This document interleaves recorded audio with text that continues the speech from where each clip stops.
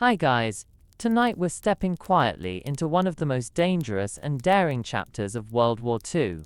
The British commando raids along the frozen coast of Nazi-occupied Norway, where stealth, courage and precision were the only things standing between life and death. These missions were carried out in darkness, under the shadow of enemy patrols, through icy waters and rugged fjords, striking at German bases and slipping away before the alarm could spread. Over the next parts we'll move slowly through the preparation, the journey, and the moments when everything depended on silence. But before we begin, if you're someone who loves slow, curious dives into forgotten worlds, tap the like button, subscribe, and let me know in the comments where you're watching from. I'd love to get to know my viewers better. In the early months of 1941, Britain's military planners were looking for ways to strike at Germany's war machine without launching a full-scale invasion, and the long, vulnerable Norwegian coast became an obvious target. Hundreds of miles of fjords, ports and outposts, all used by the German Navy to control access to the North Atlantic. Specially trained commandos, many of them veterans of other harsh environments, were chosen for these night raids, and they began their preparations far from the eyes of the public. Training took place in remote Scottish lochs, where the water was as cold as the fjords they would face, and where the men practiced boarding small boats in total silence, moving in darkness, and disappearing into the night without leaving a trace. These were not large-scale operations. They were meant to be quick, precise, and devastating, hitting a single ship, fuel depot or communication line, and then vanishing before the Germans could organize a defense. The men were taught to move like shadows, to keep low in their craft, to use the sound of the wind and the sea to mask the noise of their oars, and to remember that a single cough or clatter could give away the mission. Each raid began long before the first step onto Norwegian soil, with the loading of gear, the final briefings, and the silent wait in the cramped quarters of the mothership, listening to the creak of the hull and the distant thump of engines as they moved toward the drop-off point. The closer they got, the colder the air became, until their breath hung in small clouds, and frost began to gather on the edges of their gear. It was in these moments, in the long, tense approach across the black water, that each man's mind turned over the plan again and again, knowing that if they were spotted too soon, the only way home would be through a storm of gunfire. For the people of occupied Norway, these raids were a whisper of hope in the long winter of war, proof that the Allies had not forgotten them, and that even under the tight grip of the German army, the coastline could still be pierced in the dead of night. As the commando teams settled into the rhythm of preparation, each man knew the importance of every small detail, from the way his boots were laced to the position of each piece of equipment. In the silence of the ship's hold, the faint clink of metal could seem as loud as a bell, so knives, grenades, and ammunition were wrapped in cloth to prevent any sound.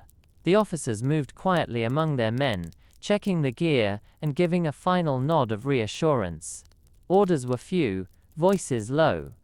Everything that could be said had already been drilled into memory during training.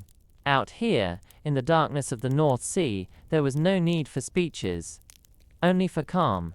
The journey toward the Norwegian coast could take hours, and the men often sat in the dim red light of the troop compartment, feeling the steady roll of the waves beneath them. Some closed their eyes, not to sleep but to focus, running through the route in their minds, from the drop-off point, through the rocks and snow, to the target and back again. The air grew colder with each passing mile, and soon the men pulled on wool caps and thick gloves, knowing that the cold would be both their enemy and their ally.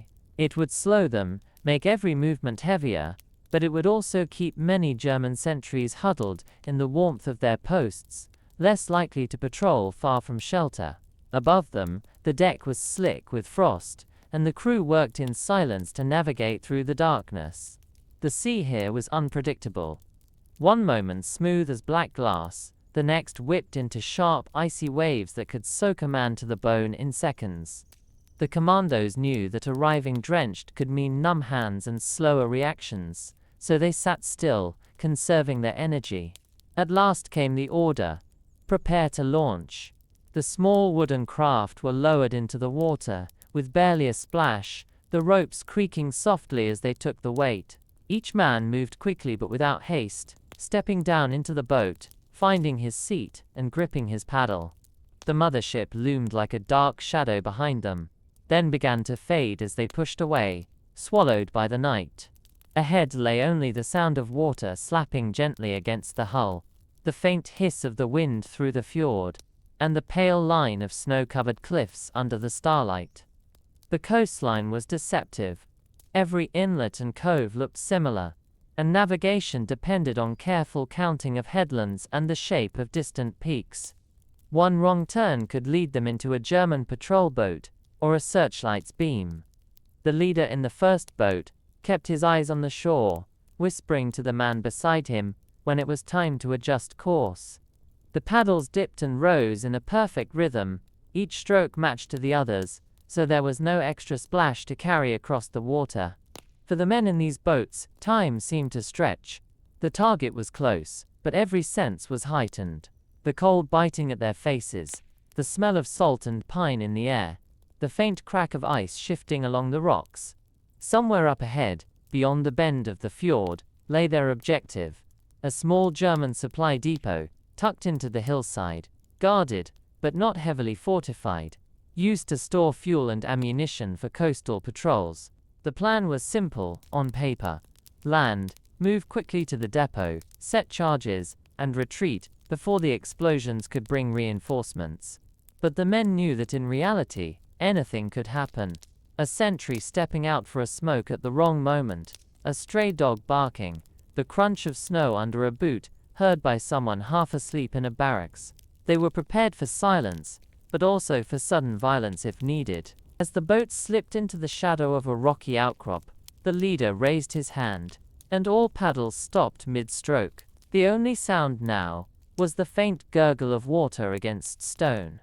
This was the final pause before they rounded the point and came into sight of the landing cove.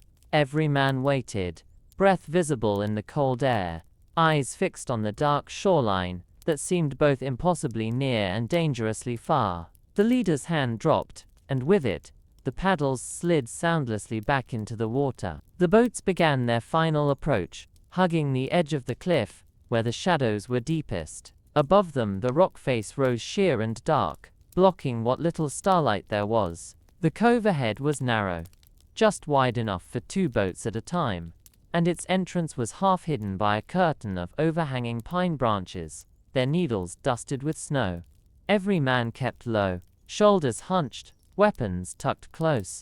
They knew that within moments, boots would be on the pebbled shore, and from that moment on, the mission would be measured in minutes. The crunch of those pebbles underfoot would be their first sound on Norwegian soil, and they intended to make it their only one. The landing was smooth. The first boat slid up onto the stones, and the men stepped out, pulling it silently higher so the next craft could glide in behind them. In less than a minute, all were ashore, crouched among the shadows of the trees. The air here was sharper, filled with the scent of resin, and the faint tang of burning coal from somewhere inland. They paused, listening. No footsteps, no voices, only the far-off rush of a stream under ice. The leader signaled, and the column began to move, single file, following a faint trail through the snow. Their boots had been prepared for this, soles softened to muffle each step, but even so, they placed their feet carefully, avoiding frozen twigs that might snap. The route wound upward, and soon the ground leveled into a shelf of open space where the forest thinned. In the distance, dim orange light marked the depot, a pair of low buildings, their roofs hunched under snow, with a thin line of smoke rising into the night. 2 sentries stood near the entrance, their silhouettes black against the glow from a small fire. The Commandos halted, kneeling in the snow. The leader studied the scene, his breath a slow mist. They had rehearsed this. 2 men to silently take out the guards, 4 to plant explosives inside the fuel store, 2 more to cover the retreat. Everyone else would form the outer watch, ready to engage if things went wrong. The guards laughed quietly about something, one leaning against his rifle. The wind carried their voices but not the words. A nod from the leader sent the 2 assigned men moving forward, low to the ground, disappearing into the deeper shadow at the edge of the light. The others waited, every muscle still, eyes fixed on the scene. A minute passed. Then, in quick succession, both guards slumped soundlessly into the snow. The way was clear. The demolition team broke from cover, crossing the open space in seconds. Inside the fuel shed, the air was thick with the smell of oil. Metal drums lined the walls, and the floor was littered with icy footprints from the night's earlier work. Charges were placed quickly but with care, each one secured, each fuse cut to the same short length. Outside, the covering men watched the tree line, scanning for movement. The leader stood near the door, counting under his breath, measuring the time they had left. The team emerged, giving the signal that all was set. Without hesitation, the Commandos began their retreat, melting back into the trees. Behind them, the fuses hissed softly in the night, nearly inaudible over the wind. They were halfway to the cove when the first explosion ripped through the stillness. A bloom of orange lit the sky, followed by a deeper roar as the fuel caught, sending a column of fire and smoke into the dark. The sound echoed along the fjord, bouncing from cliff to cliff, and somewhere in the distance, a bell began to ring. The alarm had been raised. The men quickened their pace but kept their movements controlled. Panic was the enemy. At the shoreline the boats were waiting, pulled down into the shallows. One by one the Commandos climbed in, paddles ready. Behind them the flames leapt higher, casting flickering light on the water. A spotlight suddenly swept across the fjord from a position far up the slope, searching for the source of the attack. It passed just over the tops of the pine trees, missing the cove by mere yards. The leader gave a final nod, and the boats slid out into the channel, swallowed once more by the deep black of the Norwegian night. The boats moved as if the fjord itself were carrying them, paddles dipping in a slow rhythm that matched the steady rise and fall of the long dark swells, and though the fire behind them still painted a faint glow against the low clouds, the Commandos kept their eyes forward, measuring the distance to the next fold of rock, the next patch of shadow, the next moment of cover that would keep them invisible a little longer. The leader, crouched near the bow, raised 2 fingers, and the column angled slightly left to ride the darker band along the cliff where the water looked thicker, almost oily, a lane where searchlight beams tended to break and scatter. No one spoke, yet the understanding flowed down the line like current, each man adjusting without a sound, shoulders squared against the cold, faces numb, hands steady on the wood as a faint wind slid down the mountains and crossed the water with the smell of pine smoke and iron. Behind them the echo of the explosion still wandered among the heights, returning in softer waves, as if the cliffs were mulling over what had happened, but ahead lay only the patient hush of night. A wet knocking under the ribs of the fjord, and the occasional crack of thin ice along the margin where the tide met stone, somewhere high above a motor coughed to life, and a searchlight snapped on, then another, their pale cones sweeping the mid-channel and the opposite shore, while nearer at hand a bell clanged twice from a pier they could not see, and a dog barked once, and then thought better of it. The paddles paused together and the boats drifted, noses almost touching the rock until the light passed and the ripples it made on the water died away, and then the stroke began again. The plan for exfiltration had always allowed for pursuit, but the sea was on their side tonight, long slow waves from the northwest that pressed a little push into each glide of the hull, and a ceiling low enough that the stars were smeared, giving the lookouts on the heights more haze than clarity. Still, the leader counted silently. 1 headland, 2, then 3. Until at the 4th they turned into a narrow run the charts called a gut, no wider than a country lane. A streak of pale green peeled itself across the northern sky. Soft, like the ghost of a sail, and sank again. The kind of light that gave the night a ceiling but not a lamp. And the men marked it without lifting their heads, simply noting that they would have a little more glow on the water, which meant a little more care around corners. The third boat, carrying the demolition kit now a shade lighter, ranged up briefly and then fell back, keeping the spacing they'd practiced 100 times in Scotland, where the wind came off the hills with the same chill, and the locks had taught them the trick of moving. The rendezvous was a boathouse they had been told would look abandoned, but inside there would be a folded net with a strip of white cloth braided into the margin. A sign from a local contact known only as the fisherman, that the path to the outer cove was clear, and that no sentries had been seen on the lower road. If the net lacked the cloth, they were to stay in the gut until the mothership signaled otherwise. If the net were gone entirely, they were to push past the rendezvous and make for a rock shelf 2 miles farther on, a place so narrow the boats would need to be hauled one at a time. Rehearsed choices, all of them, meant to take uncertainty and lay it on rails. When the boathouse finally revealed itself, a low, tar-black shed with a roofline that sloped like a shoulder shedding snow, the leader motioned the first boat to hold off while the second nosed in. A gloved hand slipped under the lip of the doorway and felt along the inner wall, found rope, tugged gently, and the door told its cold story in a whisper. Ice but no frost seal, opened recently. Inside the smell of old fish and pitch, and there on a bench the net lay folded exactly as promised, the white braid bright even in the near dark. A small bundle rested beside it, wrapped in waxed cloth and tied with twine, the knot the simple reef teachers show to boys, and inside were 2 things.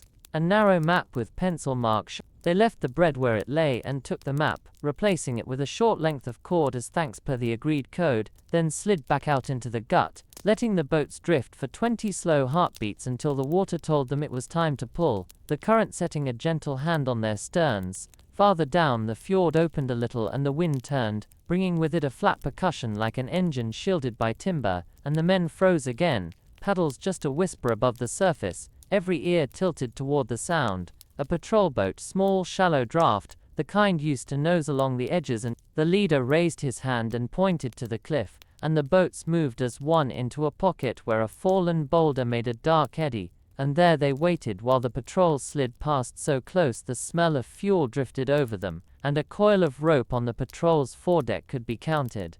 A searchlight licked the cliff face and scattered, too close for comfort, but not the fatal sweep across the water. And when the boat had moved on, its wake rolled into their pocket and lifted them gently as if to say, "Now." They used the map to find the cut the fisherman had sketched, a seam, no more than 30 feet wide, where the rock on one side overhung a little, hiding the water that slipped beneath it.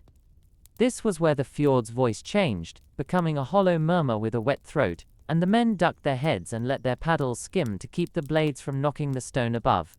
Beyond the seam lay a long protected reach, with snow-draped birches leaning over it, and at the far end, the second rendezvous, a stake set into the bank with 3 shallow cuts just at waterline height. Then he lifted his hand, and the boats moved again, the fjord easing them toward the wider mouth. Out on the open stretch the low clouds parted, and the green light returned, not bright but certainly present, like paint brushed thin, and the men kept their eyes on the water, not the sky, pulling with that unhurried force that can last for hours. One of them, a quiet man from the North Country, thought of how his father showed him to breathe through the nose when nerves were tight, how the breath warms the head and slows the heart, and he passed that memory to his hands, steadying the paddle so the blade bit cleanly. Another counted to 8 with each stroke and then pressed the count down into the soles of his feet to keep the rhythm away from the shoulders. Ahead at last, a darker hump where the outer cove began, and, beyond it in the flattening black, the swell that would carry them out to the mothership waiting with engines caged and lights blanked. A final pause as they listened for anything that did not belong. The metallic rattle of a chain, the tick of boots on a plank, a voice, and hearing none, they slid around the hump and felt the sea change under them, wider, lower, with a different breath. A distant sound tapped the night, 3 short and 1 long, and they answered with a little lift of the paddles, the agreed signal in water rather than light, and the dark shape of the ship eased into being, bulk without detail, the way a hill appears in fog. Hands reached down, lines were passed, quiet words, the kind a crew says when the work has gone as planned and the risks have not bloomed into tragedy. And one by one the boats rose in their slings, water streaming from their ribs like thin glass ribbons. Boots touched deck, breath collected, shoulders loosened, and the men went below, not to talk, for there was nothing to add, but to sit in the slow warmth, unlace the cold from their gear, and listen to the engines turn them back toward open water, where the night closed gently behind them, as if nothing had ever happened at all. The engines kept their steady, muffled beat as the mothership pushed out toward deeper water, her bow cutting a quiet path through the swells. Below deck, the Commandos sat in the red-lit compartment, their bodies still tense from hours of silence and cold, yet there was no rush to speak.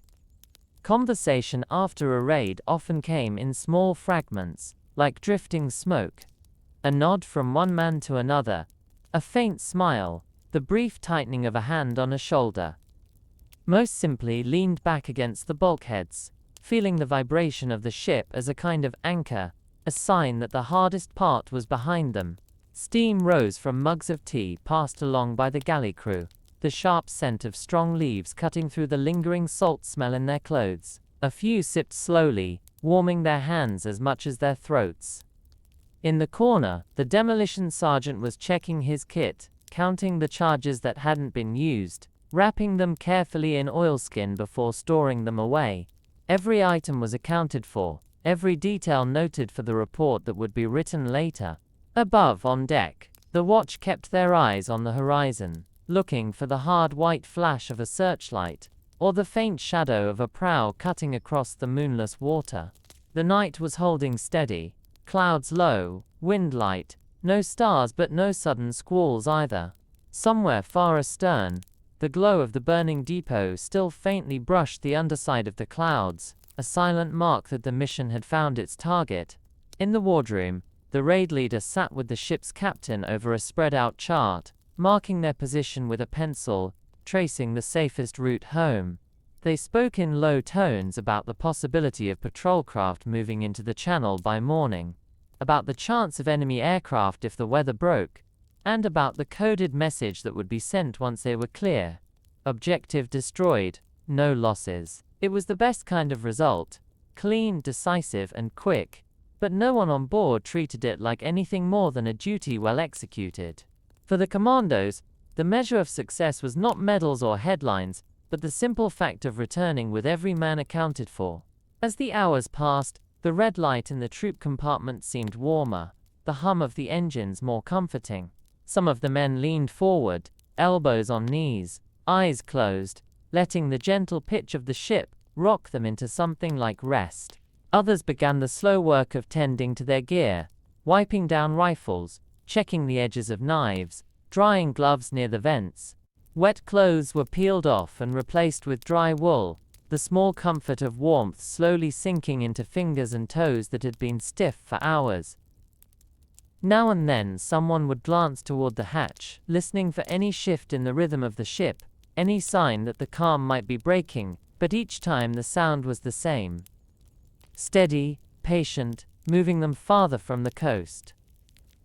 By mid-watch, the leader made a slow walk through the compartment, his eyes meeting each man's for a moment, an unspoken acknowledgement that the night had gone well. He knew they would have other missions, some harder, some messier, and that the sea and the enemy both had ways of changing fortune, without warning.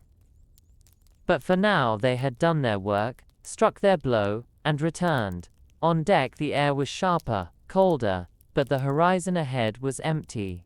The bow kept pointing toward home, the dark swells parting quietly before it.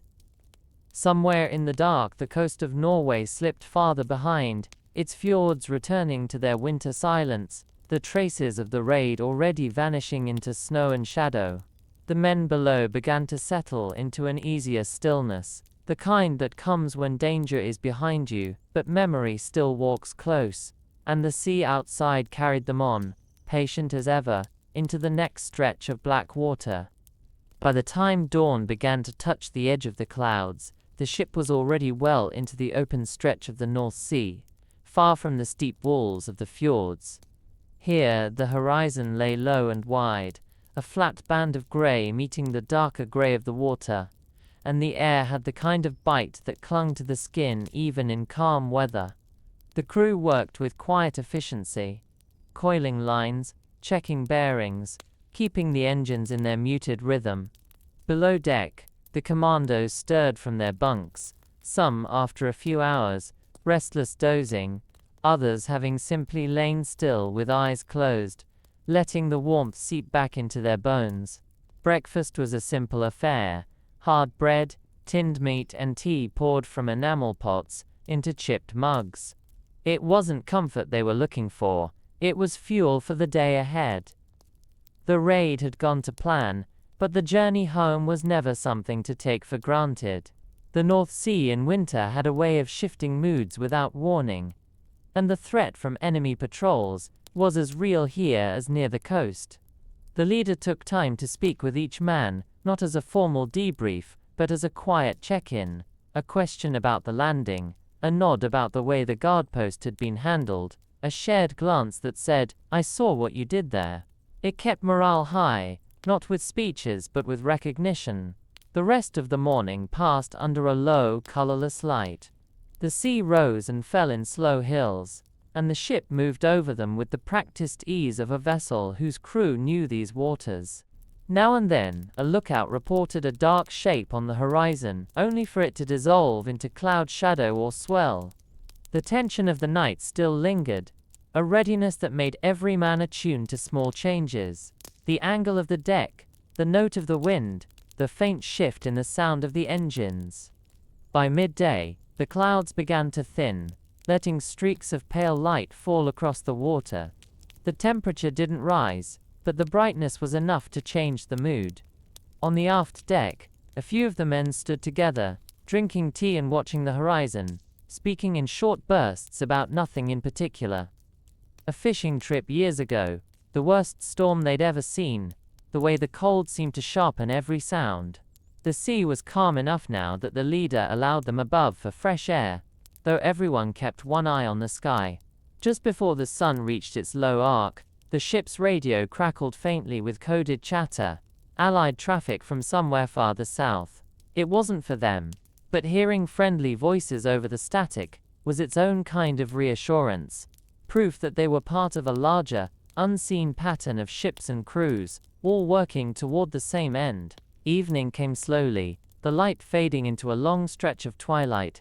The ship adjusted course slightly, lining up for the safest approach to their home port, and the crew began the routine of preparing for arrival, securing gear, tidying the decks, making sure the boats were ready for inspection.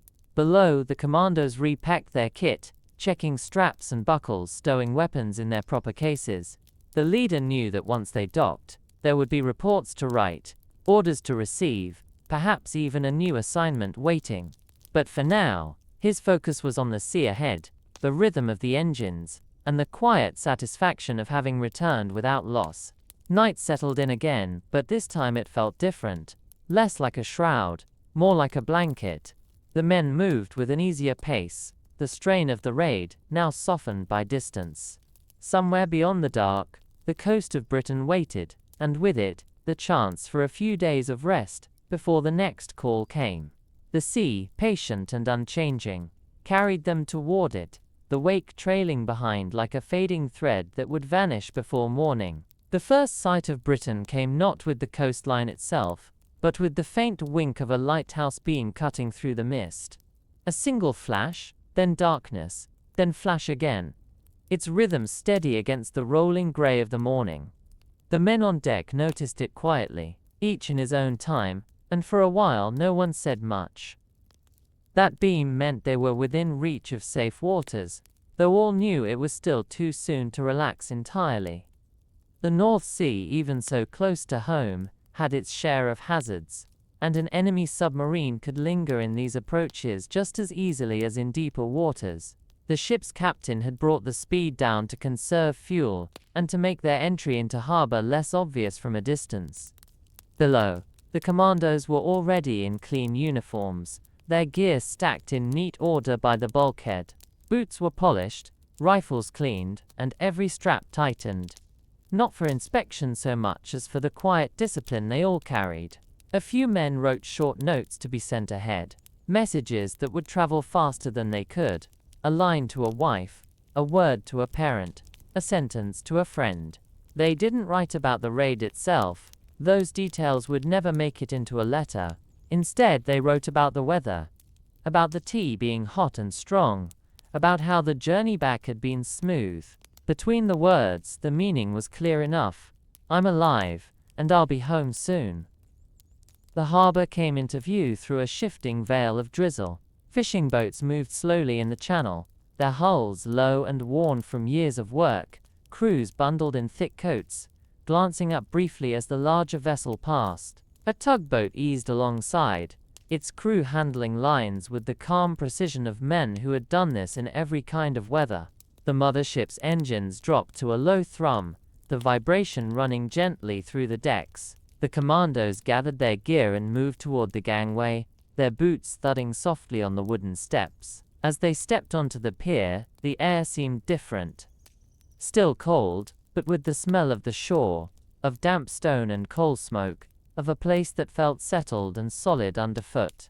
There was no ceremony waiting, no band, no officials. A transport truck idled nearby, its canvas sides rattling slightly in the breeze. The men climbed aboard, ducking under the flap and taking seats along the benches. The ride inland was quiet, the road slick with rain, the countryside a blur of hedgerows and bare winter fields. The leader sat near the back, watching through the slit at the rear of the truck. As the harbor receded into the grey distance, he thought of the depot in Norway, of the column of fire that had risen into the night, of the way the boats had slipped back into the fjord without a word. It was done now, but he knew the pattern would repeat. Orders, preparation, another cold approach to another dark coast. The truck turned off the main road, pulling into a fenced compound, where low buildings squatted under their weight of damp air. Inside, warmth and light greeted them, along with the smell of fresh bread from the mess. Gear was stowed in lockers, wet coats hung to dry, weapons checked in at the armory. One by one, the men found their way to the mess hall, where mugs of tea steamed on long wooden tables, and plates of hot food waited.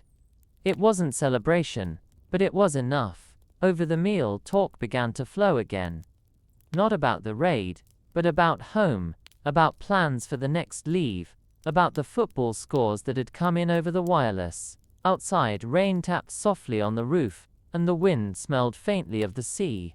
The mission was over, but the war was not, and each man knew that the call would come again soon. For tonight, though, they could sit in the warmth, fill their stomachs, and let the sound of the rain replace the hiss of the fjord in their minds. The next morning broke with a thin, pale light seeping through the barracks windows, the kind of light that didn't promise much warmth. Outside, the yard was slick with rain from the night before, and a low mist clung to the fence line. The Commandos rose without hurry. There was no mission today, only the slower rhythm of maintenance and routine. Boots were lined in rows to dry, kit was laid out for inspection, and the smell of polish and oil drifted faintly through the air. In the armory, the weapons were stripped, cleaned, and reassembled with the same care they had been given before the raid. The work was methodical, almost meditative, and for men used to the tension of operations, it was a welcome kind of quiet. Reports had to be written too. Detailed accounts of timings, movements, and results, all kept within the boundaries of secrecy. The leader spent most of the morning at his desk, head bent over a clipboard, recalling each moment of the operation in order. He wrote of the approach through the fjord, the landing, the sentries, the charges set in the depot, the controlled retreat to the boats. There was no embellishment, no extra flourish, only the facts as they happened, each one measured and precise. In another building, the intelligence section was already at work, piecing together information from this and other raids, mapping enemy supply routes, marking changes in guard patterns. For the men not on paperwork, the day was filled with small but necessary tasks. Some worked in the stores, repairing worn straps and checking the stitching on canvas packs. Others were in the yard, loading and unloading crates of supplies for upcoming operations. The air was filled with the thud of boots, the clink of metal, the low murmur of conversation. At midday, the mess hall served thick soup and bread, the warmth of it cutting through the damp chill. Laughter began to creep in now and then, small jokes, shared stories, a brief burst of talk about the weather turning colder. In the afternoon, training resumed in a low-key way. The men practiced silent movement drills in a nearby field, their dark uniforms blending with the wet hedgerows. Even without an active mission, the skills had to stay sharp. They moved in single file, practiced hand signals, and rehearsed the kind of split-second decisions that could mean the difference between a clean withdrawal and disaster. The leader watched from a rise, noting how easily the men fell into rhythm again, how the raid seemed to have strengthened their quiet confidence. By evening the mist had thickened into a steady drizzle. Lights in the compound glowed softly against the damp air. Inside the barracks, wet coats steamed gently by the stove, and the sound of rain on the roof made conversation softer, slower. Letters were written, boots repaired, and a game of cards began at one table, the click of shuffled decks blending with the distant hum of the generator. For a while, the war outside seemed far away, and the barracks took on the feeling of a small, self-contained world. The leader sat by the window, watching the rain bead and run down the glass, thinking ahead to the next set of orders. The rhythm was always the same: rest, prepare, strike, return. But each mission carried its own weight, its own risks. Outside, beyond the fence, the country slept under the same low sky, unaware of the details of the raid, only knowing that somewhere, in the dark of a Norwegian night, the enemy had been reminded that the sea could bring more than just waves. 2 days later, the compound received a coded dispatch, its brief wording carrying more weight than its length suggested. The message was from higher command, noting the success of the operation, and requesting readiness for further missions along the Norwegian coast. There was no mention of when, only that preparations should begin immediately. The Commandos knew what that meant. The lull was ending. The leader gathered his men in the briefing room, the smell of damp coats and strong tea filling the small space. He spoke without flourish, outlining the likely areas of interest, the potential targets hinted at in the dispatch, and the need to keep all gear in top condition. No details yet, just the frame of what would come. Outside, the drizzle had cleared, leaving the air sharp and cold. Training intensified over the next days, focusing on navigation and night approaches. Maps of the Norwegian coastline were studied in detail, each fjord, inlet and promontory traced with fingers, as the men committed their shapes to memory. In the boathouse, the small craft were inspected, their hulls scraped clean, the oars sanded smooth to remove any edge that might catch the water too loudly. Every part of the boats was checked for sound, for balance, for the kind of readiness that left no room for doubt in the field. Evenings were spent on the water, practicing in near total darkness. The men learned to steer by the feel of the current, by the pressure of wind against the cheek, by the outline of land against the faintly lighter sky. The oars dipped in unison, the sound so low it vanished under the ripple of tide against stone. At times the training seemed endless, but it built the muscle memory that would serve them when adrenaline made thought run too quickly. On land, silent movement drills became sharper. The men moved through mock-up compounds, slipping between shadows, taking turns as sentries to sharpen their awareness. Timing was rehearsed to the second, from the moment a team left the boat to the instant they returned. The leader emphasized not only speed but control, the ability to adapt if something shifted mid-mission. It was during one of these nights on the water that the first real news came in from Norway. Reconnaissance photos showing a small harbor used to refuel patrol craft, lightly guarded, but in a position that allowed those vessels to sweep a wide stretch of coast. The target was clear enough, though the exact date of the raid was still to be set. The mood in the compound changed subtly. Conversations grew shorter, movements more purposeful. Men checked their gear twice, then again. Boots were resoled, waterproof layers inspected for any weakness. The boathouse smelled of pitch and rope, the boats sitting ready like dark shapes waiting for the call. In the evenings, after drills, the men gathered in the mess, the warmth of the stove drawing them in. The talk was quieter now, more focused. Some wrote letters, some played cards without much attention to the score, and others simply sat, listening to the hum of the building around them. The leader moved among them without ceremony, making sure each man was ready in mind as well as in kit. Outside, the cold deepened, the kind that made the ground hard underfoot, and kept the air sharp in the lungs. It was the kind of cold they knew well from the fjords, the kind that froze sound, that carried every small noise farther than you expected. In a few nights they would feel it again, under a different sky, with a different mission ahead. For now they waited, ready to move the moment the order came through. The order arrived just before dawn, a sharp knock at the leader's door, followed by the duty runner handing over a folded slip in its oilskin pouch. The words were brief: deployment tonight, target confirmed, weather window favorable. That was all that was needed. Within minutes the compound was awake and moving, men pulling on gear, stowing personal items, and heading toward the briefing room with the steady urgency of those who have done this before. Inside, the maps were already pinned to the wall, the target area marked in red pencil.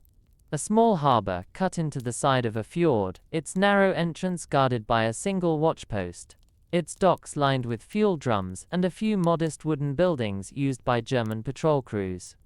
The objective was clear: disable the fuel stores and destroy a patrol craft moored at the inner pier. Timing was everything. The leader went over the plan slowly, voice calm, eyes moving from man to make sure each point landed. 2 boats would make the approach. One would handle the demolition of the pier and craft, the other, the fuel depot. Extraction was by the same route, with a rendezvous at the mouth of the fjord in case of separation. Every man knew his role before leaving the room. The rest of the day was spent in quiet preparation. Weapons were checked and rechecked, demolition charges packed into waterproof satchels, extra clothing layered for the cold. The men moved with deliberate precision, no wasted steps, no chatter beyond what was necessary.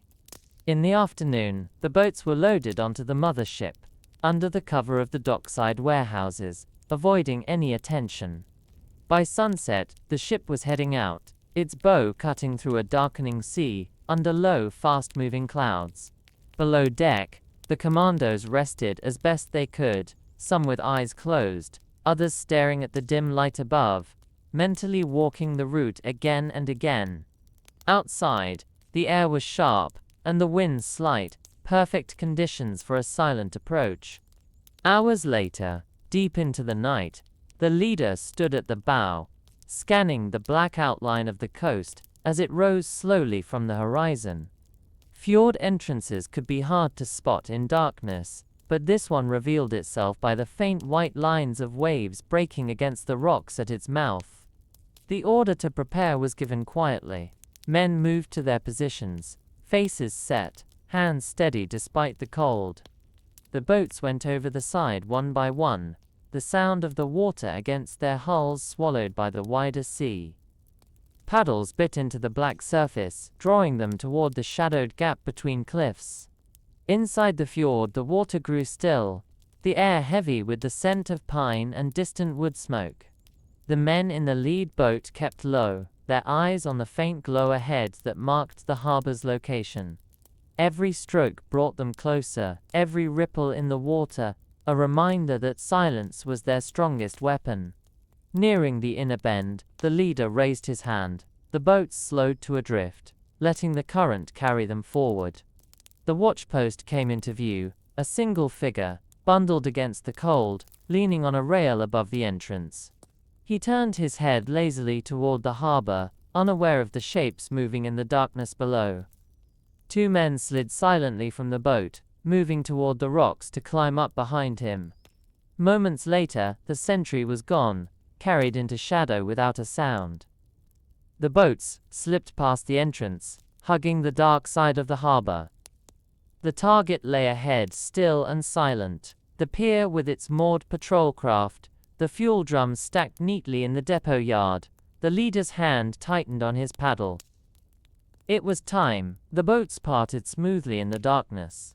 one veering toward the depot, the other keeping to the shadow of the pier, where the patrol craft sat tethered. At this range, every sound seemed magnified. The creak of a rope in the wind, the faint lap of water against pilings, the low murmur of a sentry's voice somewhere near the warehouse. The leader in the pier team signaled with 2 fingers, and the first man slipped onto the wet planks, crouching low as he moved toward the moored vessel. The patrol craft was modest in size but fast, built for quick sweeps along the coastline, and its silhouette against the faint harbor glow marked it as a threat worth removing. 2 commandos set to work placing charges along the hull at the waterline, moving with practiced precision. The satchel timers were short, just enough to allow for a clean withdrawal. Across the harbor, the depot team was already at the fence, cutters working silently on the wire, until a gap opened wide enough for a man to slip through. Inside, the air was heavy with the smell of fuel. Drums were stacked 3 high, their cold metal sides slick with condensation. Charges were set among them, each one secured and double-checked in the dim light of a hooded torch. The men moved like shadows, their breath forming small clouds in the frigid air. Near the pier, a sudden cough from somewhere in the shadows made the leader freeze. He signaled for a halt, eyes scanning the walkway. A figure emerged from behind a stack of crates, a German sailor pulling his coat tight against the cold. His boots sounded sharp on the planks as he walked toward the moored craft, head down. One of the commandos melted into his path, a swift, silent movement ending with the sailor lowered gently to the deck, unconscious before he could speak. The body was eased into the shadows, and the work resumed. On the far side, the depot team finished their placements and began to withdraw, slipping back through the cut fence and into the cover of the trees along the shoreline. The leader glanced toward them, saw the agreed hand signal, all set, and returned it. The 2 boats regrouped just beyond the first bend of the fjord, the men moving quickly but without haste, paddles catching and releasing the water in unison. Behind them, the harbor still slept, its few lights steady against the darkness. Then, at almost the same instant, 2 bursts of orange and white tore into the night, one from the pier, where the patrol craft buckled under the blast, the other from the depot, where the fuel drums ignited with a roar that rolled through the fjord like distant thunder. A column of flame climbed into the sky, lighting the cliff faces and throwing the boats into sharp silhouette for a moment, before the darkness closed again. Shouts echoed from the harbor, boots striking wood, voices calling orders in German. A searchlight snapped on, its beam cutting erratically across the water. The commandos hugged the cliff, paddling hard but smooth, knowing every second gained before pursuit mattered. The fjord amplified the noise of the explosions, masking the sound of their retreat, and within minutes they were rounding the final bend toward open water. The mother ship would be waiting beyond the headland, her engines low, her decks dark. The leader kept his eyes on the gap ahead, the cold air burning in his lungs, the mission's success warming him more than the layers on his back. In the black water beneath the cliffs, the boats moved as one, carrying their crew away from the firelight and back into the deep, sheltering night. The mouth of the fjord widened ahead, its dark water blending into the rolling black of the open sea. Behind them, the glow of the burning harbor still pulsed against the low clouds, a distant heartbeat in the night. The boats kept to the cliff's shadow until the last possible moment, the paddlers adjusting instinctively to the swell as they neared the headland. Out here, the air felt sharper, carrying the salt and chill of the open water. Every man knew that while the hardest part of the mission was complete, danger was far from over. Enemy patrol craft could still be vectored from nearby ports, and the open approach to the mothership would leave them exposed if spotted. The leader slowed the pace just long enough to scan the sea ahead. A faint shape emerged from the dark, low, steady, and exactly where it should be. The mothership, with her lights blacked out, waited like a shadow stitched into the horizon. A prearranged signal passed between them. 3 short flashes from a shuttered lamp on the ship's side, answered by the brief lift of a paddle blade glistening in the dim light. The final stretch to the ship felt longer than it was, the silence pressing close, the creak of oarlocks muffled with cloth, the smell of wet rope and seawater rising from the boats. When they drew alongside, deckhands leaned over in the gloom, dropping lines and steadying the craft as the commandos climbed aboard one by one. Boots thudded softly on the deck, each man moving immediately below without pause. The boats were hoisted quickly, water streaming from their hulls in silver ribbons before vanishing into the darkness below. Below deck the air was warmer, touched with the faint scent of oil, and the heavier smell of men and gear damp from the sea. The troop compartment glowed with red light, casting long shadows against the bulkheads. Some men sat immediately, pulling off gloves and boots to flex their stiff fingers and toes, while others began checking their equipment, packing away what had been used and noting what would need replacing. The demolition charges, now empty satchels, were stacked neatly in the corner.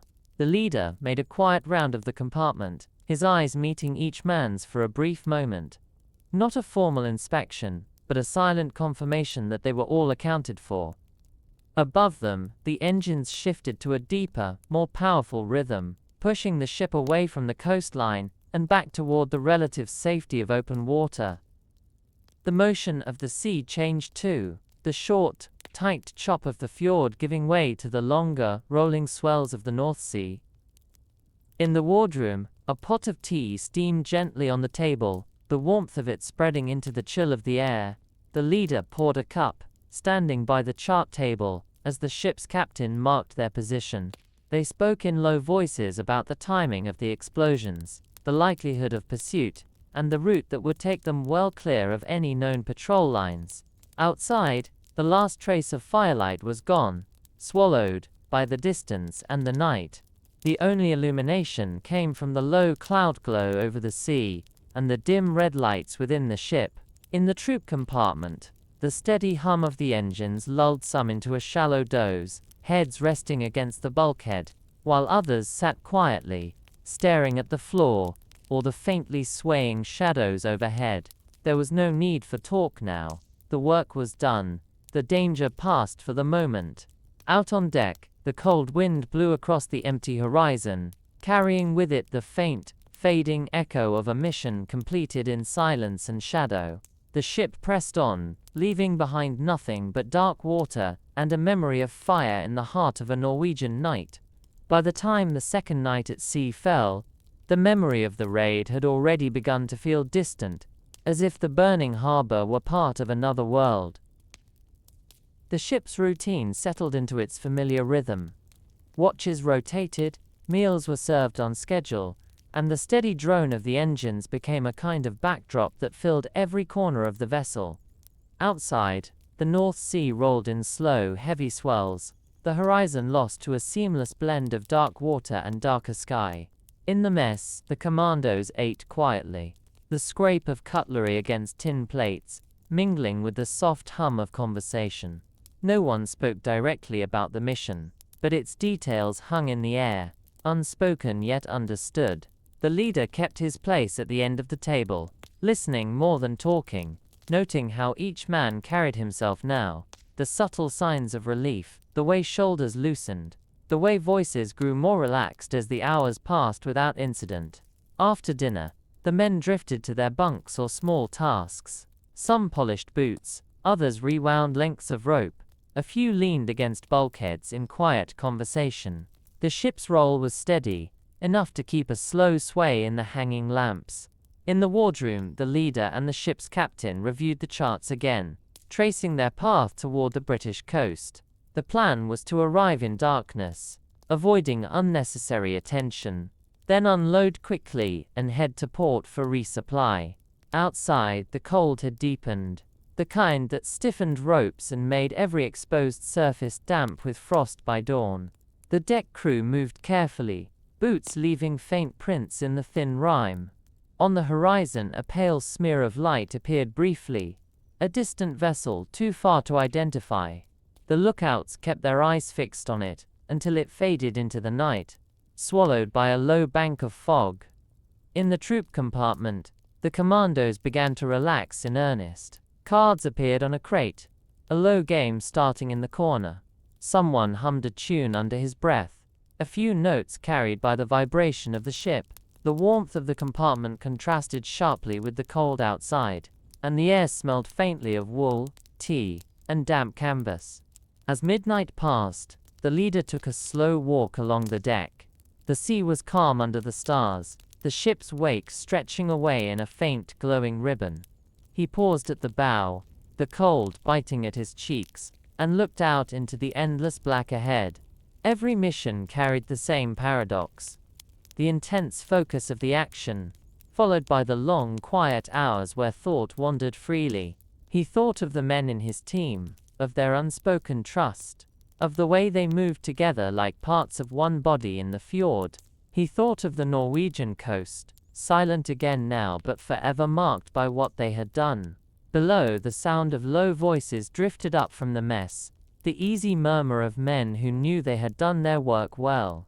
The leader stayed a few moments longer, feeling the roll of the deck beneath his boots, then turned back toward the warmth below.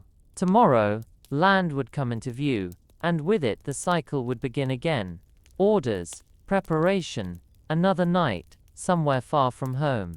But for now, the ship sailed steady under the cold stars, carrying them all through the deep, quiet heart of the sea. The third dawn at sea brought with it the faint, familiar outline of the British coast, a darker band against the pale horizon. It was still hours away, but its presence shifted the mood aboard. Men began to gather their belongings from the corners of the compartment, rolling blankets, packing gear into tight bundles. The air inside was warmer than the night before, touched with the scent of strong tea brewing in the mess, and the faint tang of salt carried in from the open hatch. On deck, the cold wind off the sea carried a taste of land. Coal smoke drifting faintly from somewhere inland, the kind of smell that spoke of chimneys and steady fires. The leader moved among his men, checking that all equipment was accounted for, ensuring no personal items had been left behind in the ship's compartments. Below, the armory crew took each rifle, inspected it, and logged it in the ledger, marking it ready for storage until the next call. The ship maintained a steady course, the engines, low vibration running underfoot, while the crew worked through their arrival routines. A few gulls appeared, circling high above the wake, their cries thin in the crisp air. To men returning from nights of silence and shadow, even the sound of seabirds felt like a welcome sign of home. By midday, the coastline grew clearer. Rolling hills, small clusters of white buildings, the faint line of a breakwater. The harbor entrance came into view, flanked by squat stone towers darkened by weather. The ship slowed as a tug approached, its hull weathered and black, lines ready to be passed. The tug's engine thumped a steady beat as it guided them toward the quay. On the pier, a few dock workers waited, hands deep in pockets, watching the larger vessel ease in. There was no ceremony, no crowd, just the practical business of bringing a ship alongside and unloading its people and cargo. The commandos moved off the gangway in a steady file, their boots striking the worn planks of the dock, the air now thick with the scent of wet stone and the faint sweetness of drying nets nearby. A transport truck idled a short distance away, canvas sides flapping slightly in the breeze. Gear was loaded first, stacked carefully under the cover. The men followed, ducking inside and finding places along the wooden benches. The leader climbed in last, pulling the flap down behind him. The ride inland was quiet, the road narrow and lined with hedgerows, stripped bare by winter. Villages passed in brief glimpses, a row of cottages with smoking chimneys, a church spire just visible over the rooftops. It was the kind of landscape that felt impossibly peaceful, compared to the sharp edges of the Norwegian coast. By late afternoon they rolled through the gates of their home base. The truck stopped near the barracks, and the men unloaded their gear, carrying it to the storage rooms before heading inside. The barracks smelled of soap and heat from the stoves, and the long tables in the mess were already set with bread, stew and steaming mugs. It was the first proper meal since the raid, and the warmth of it settled deep. There was still work to be done, reports to file, equipment to check. But for now, the men could sit in the familiar comfort of their own base, the sea behind them, and solid ground underfoot. Outside, the wind carried the sound of distant waves, a reminder that before long, the cycle would begin again. For tonight, though, they belonged here, safe within the quiet walls, the night raids of Norway already slipping into the realm of memory. The next morning at base began with the muted clatter of boots in the corridor and the low rumble of voices in the mess. Outside, a pale winter sun hung low over the yard, its light more suggestion than warmth, glinting off puddles left by an overnight drizzle. The compound smelled faintly of wet earth and coal smoke from the stovepipes that curled thin plumes into the cold air. Inside the barracks, the men moved with a slower rhythm than during operations, some tending to gear, others lingering over mugs of tea. The leader spent the early hours in the intelligence office, sitting across from two officers who were already sorting through reconnaissance reports for the next missions. Photographs were spread on the table, grainy aerial shots of coastal installations, annotated maps with neat pencil lines tracing fjord entrances, and notes from Norwegian contacts describing troop movements and harbor activity. The raid they had just completed was only one step in a chain of operations meant to keep the enemy guessing, stretching their defenses thin along the entire coastline. Mid-morning brought equipment inspections. In the stores building, the quartermaster ticked off items against a ledger as each man turned in used kit for repair or replacement. Damp ropes were hung to dry, torn gloves set aside for mending, and every weapon was cleaned and checked again before being locked away.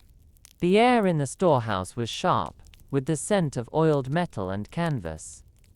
After lunch, training resumed, though the pace was measured. Out in the yard, the men drilled with silent hand signals, practiced forming into small teams on command, and moved through mock-up buildings, set up to resemble targets they might encounter. The leader observed, occasionally stepping in to correct a position or gesture. These drills were as much about keeping minds sharp as bodies ready. Late in the afternoon, a meeting was called in the briefing room. The commanding officer addressed not just the recent raid but the broader strategy, Norway's coast, as both a logistical artery for the enemy and a constant opportunity for disruption. Every successful strike forced the Germans to commit more resources to guarding installations that could be hit again at any time. The men listened in silence, understanding the role they played in a much larger picture. When the meeting broke, evening was already settling. The barracks took on its familiar warm glow, light pooling on the wooden floors, the sound of rain beginning again on the roof. Inside, the atmosphere softened. Some men wrote letters home, their heads bent low over the paper, while others shared quiet games of chess or cards. The leader sat by a window, watching droplets trace slow paths down the glass, thinking ahead to when the next order might come. The Norwegian coast in winter had its own rhythm, stretches of deep calm broken by sudden bursts of violence when the raid struck. He knew they would be called to that darkness again, and that each time it would demand the same patience, precision, and quiet courage. For tonight, though, the men had warmth, food, and the rare peace of a night spent on solid ground.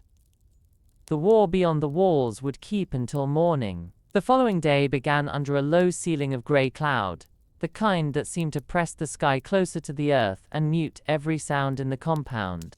The damp air carried the smell of the nearby sea even this far inland, mingling with the coal smoke drifting lazily from the barracks chimneys. Morning routine moved at its usual pace. Boots on the gravel path between buildings, the clink of enamel mugs in the mess, and the hum of the generator that kept the compound's lights steady. The leader joined his men for breakfast but left early, heading to the operations office where a fresh batch of intelligence awaited.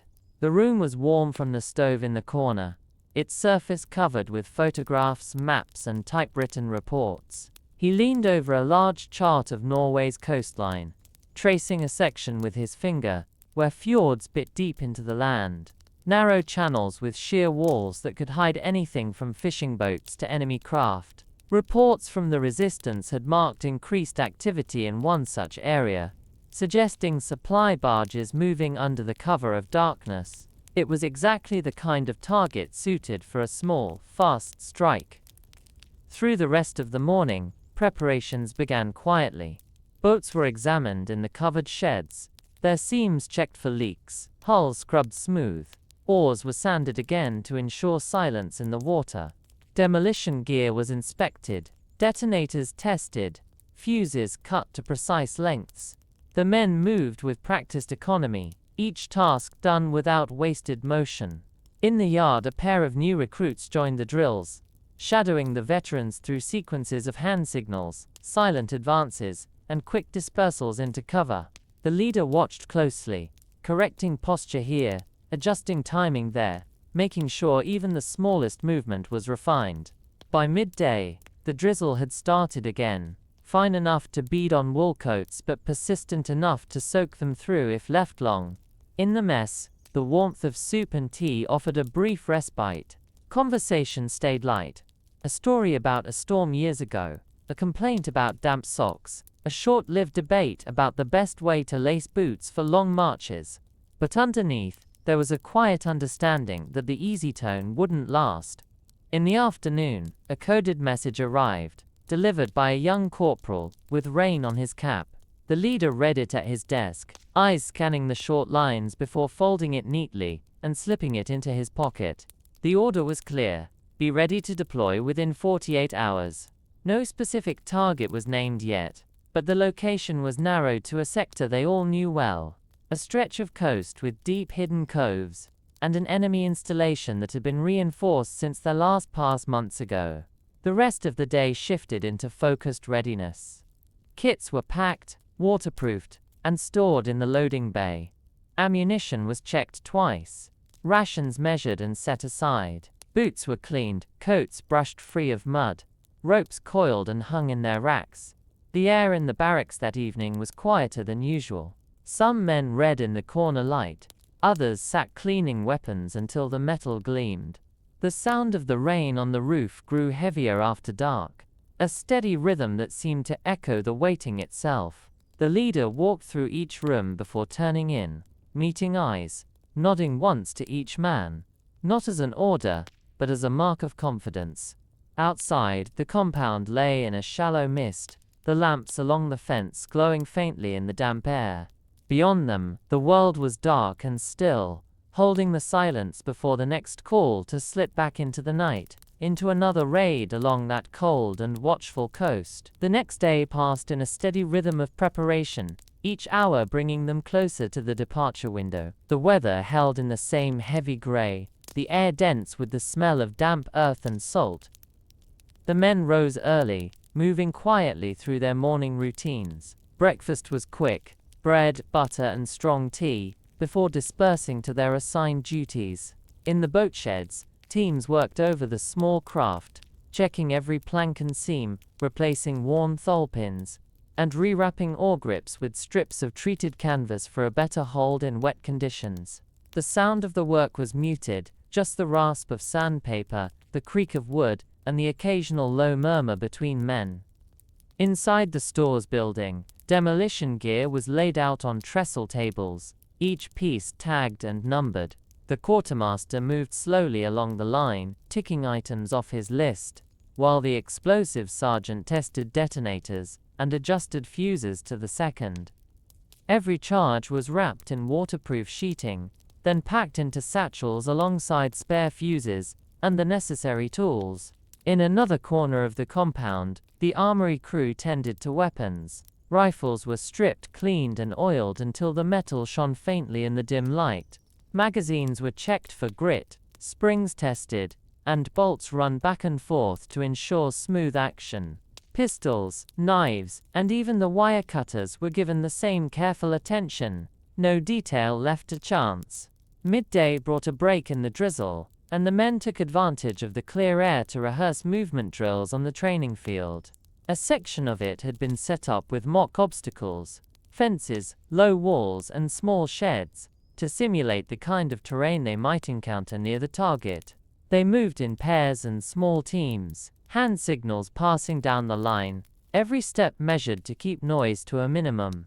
The leader watched from the edge of the field, noting how the veterans moved with an almost unconscious precision, while the newer men still carried a trace of stiffness in their shoulders. He'd seen it before. It would smooth out with time and work. In the afternoon, the briefing room filled.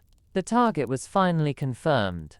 A remote fueling station tucked into a narrow fjord, its approach guarded by a single watchtower and a light net across the entrance to catch drifting debris. Reconnaissance suggested the installation was lightly manned but well stocked, with enough fuel on hand to supply several patrol craft. The plan was straightforward in outline, but exacting in execution. 2 teams landing separately, one to cut through the net and disable the pier, the other to plant charges on the fuel tanks. Both would then retreat to a designated cove for extraction. The leader outlined the sequence slowly, making sure each man understood his role, his route, and his timing. Questions were few. They had all done this before, in one form or another. As evening fell, the final preparations were made. Kits were checked again, waterproofed satchels loaded, and weapons slung in readiness. In the mess, dinner was a quiet affair, the clink of cutlery on tin plates sounding louder than usual in the low conversation. Outside, the air had cooled, and the wind had shifted slightly to the east, carrying with it the promise of clearer skies for the crossing. After dark, the compound settled into a steady, focused stillness. Men rested on their bunks, eyes closed, though sleep was rare before a mission. Some wrote short letters, folded them neatly, and left them with the adjutant to be sent if needed. The leader made one last round, moving quietly through the barracks, stopping at each bunk for a brief word or a nod. He knew the value of these small moments, not for reassurance, but for the unspoken confirmation that every man was ready. Outside, the lamps along the fence swayed slightly in the breeze. Beyond them, the road to the harbor waited, and beyond that, the long black reach of the sea. By this time tomorrow, the mission would be over one way or another, and the coast of Norway would bear another scar cut into it by the night. The following evening, the compound came alive with the quiet precision of departure. Orders had been confirmed that afternoon, and by the time the first shadows stretched long across the yard, the commandos were already moving in practice sequence toward the waiting transport trucks. Each man carried his kit in silence, the weight balanced evenly, waterproof satchels secured close against the body. The air was cold and dry, the kind of night that carried sound far, and the gravel underfoot seemed to crunch louder than usual. Engines idled low, as the trucks lined up by the main gate, their canvas flaps drawn tight. Once the gear was stowed, the men climbed in, sitting along the benches with knees touching, faces half lit by the pale glow from the headlights.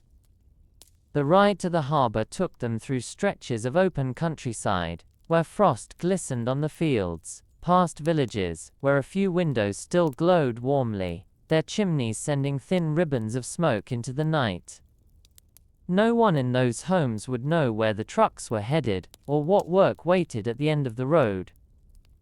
At the docks, the mothership loomed in the darkness, her hull blacked out, her deck crew already at their stations. The smell of salt water and tarred rope hung in the air, mingled with the faint tang of diesel. Without ceremony, the men disembarked, and began loading the boats and supplies.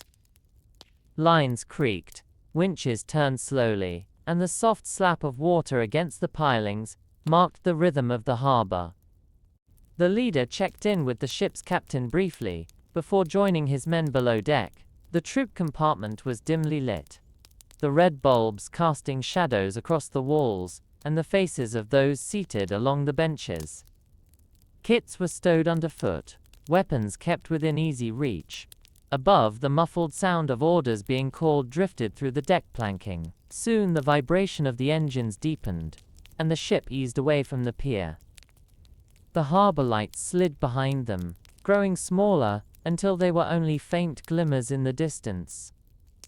Out on the open water, the wind carried the sharp bite of winter, and spray feathered up from the bow as the ship cut into the swell.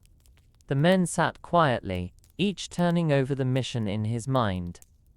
Some closed their eyes, not in sleep but in focus, running through the sequence of movements they would make once ashore. Others adjusted straps, checked pockets, and loosened muscles that would need to respond instantly in the cold. Hours passed in that steady rhythm, the thrum of the engines, the sway of the deck, the low murmur of occasional words. As the coast of Norway drew closer, the air grew colder still. Breath steamed in the dim light, and the smell of pine began to drift faintly in from the land. The leader stood for a while at the bow, peering ahead into the darkness, watching for the pale line of surf that would mark the fjord's entrance. When the signal finally came from the bridge, 2 short chimes on the bell, the men rose without a word. Above, the boats were swung out over the side, their hulls rocking gently in the harnesses before settling into the water with barely a splash. One by one, the commandos climbed down, taking their places at the thwarts, paddles poised. The mothership receded into the black behind them as they moved off in formation, the only sounds the dip and pull of blades in the water, and the faint rustle of winter wind through the fjord's trees. Ahead lay the narrow channel, the watchtower, and the target that waited in the heart of the cove. The night around them was still, but in its stillness was the weight of everything to come. The fjord's entrance rose like a pair of black jaws from the sea, the cliffs on either side looming higher with every paddle stroke. The water here was glassy, disturbed only by the faint ripples the boats left in their wake. Above, the night sky was clear enough to show a scatter of pale stars, their reflections trembling on the surface. The leader kept his eyes fixed on the shadowed line where the watchtower stood. It was little more than a dark shape against the rock, but he knew the sentry inside would have a wide view of the approach. Every man in the boats adjusted his movements to make the passage silent, paddles dipping and rising in perfect unison. The sound of the blades was masked by the soft slap of small waves against the cliff base. As they drew nearer, the leader raised his hand, signaling a brief hold. The boats drifted, carried a few yards forward by the slow push of the tide. 2 commandos in the lead boat set their paddles down and reached for the climbing gear at their feet. The plan was simple: scale the rocks to the tower's blind side, remove the sentry, and signal the all clear. The climbers slipped over the side into the frigid water, gripping the rocks where the cliff sloped just enough to give a handhold. Their movements were slow, deliberate, their dark clothing blending with the wet stone. The rest of the team waited, eyes shifting between the tower and the narrow strip of starlit water ahead.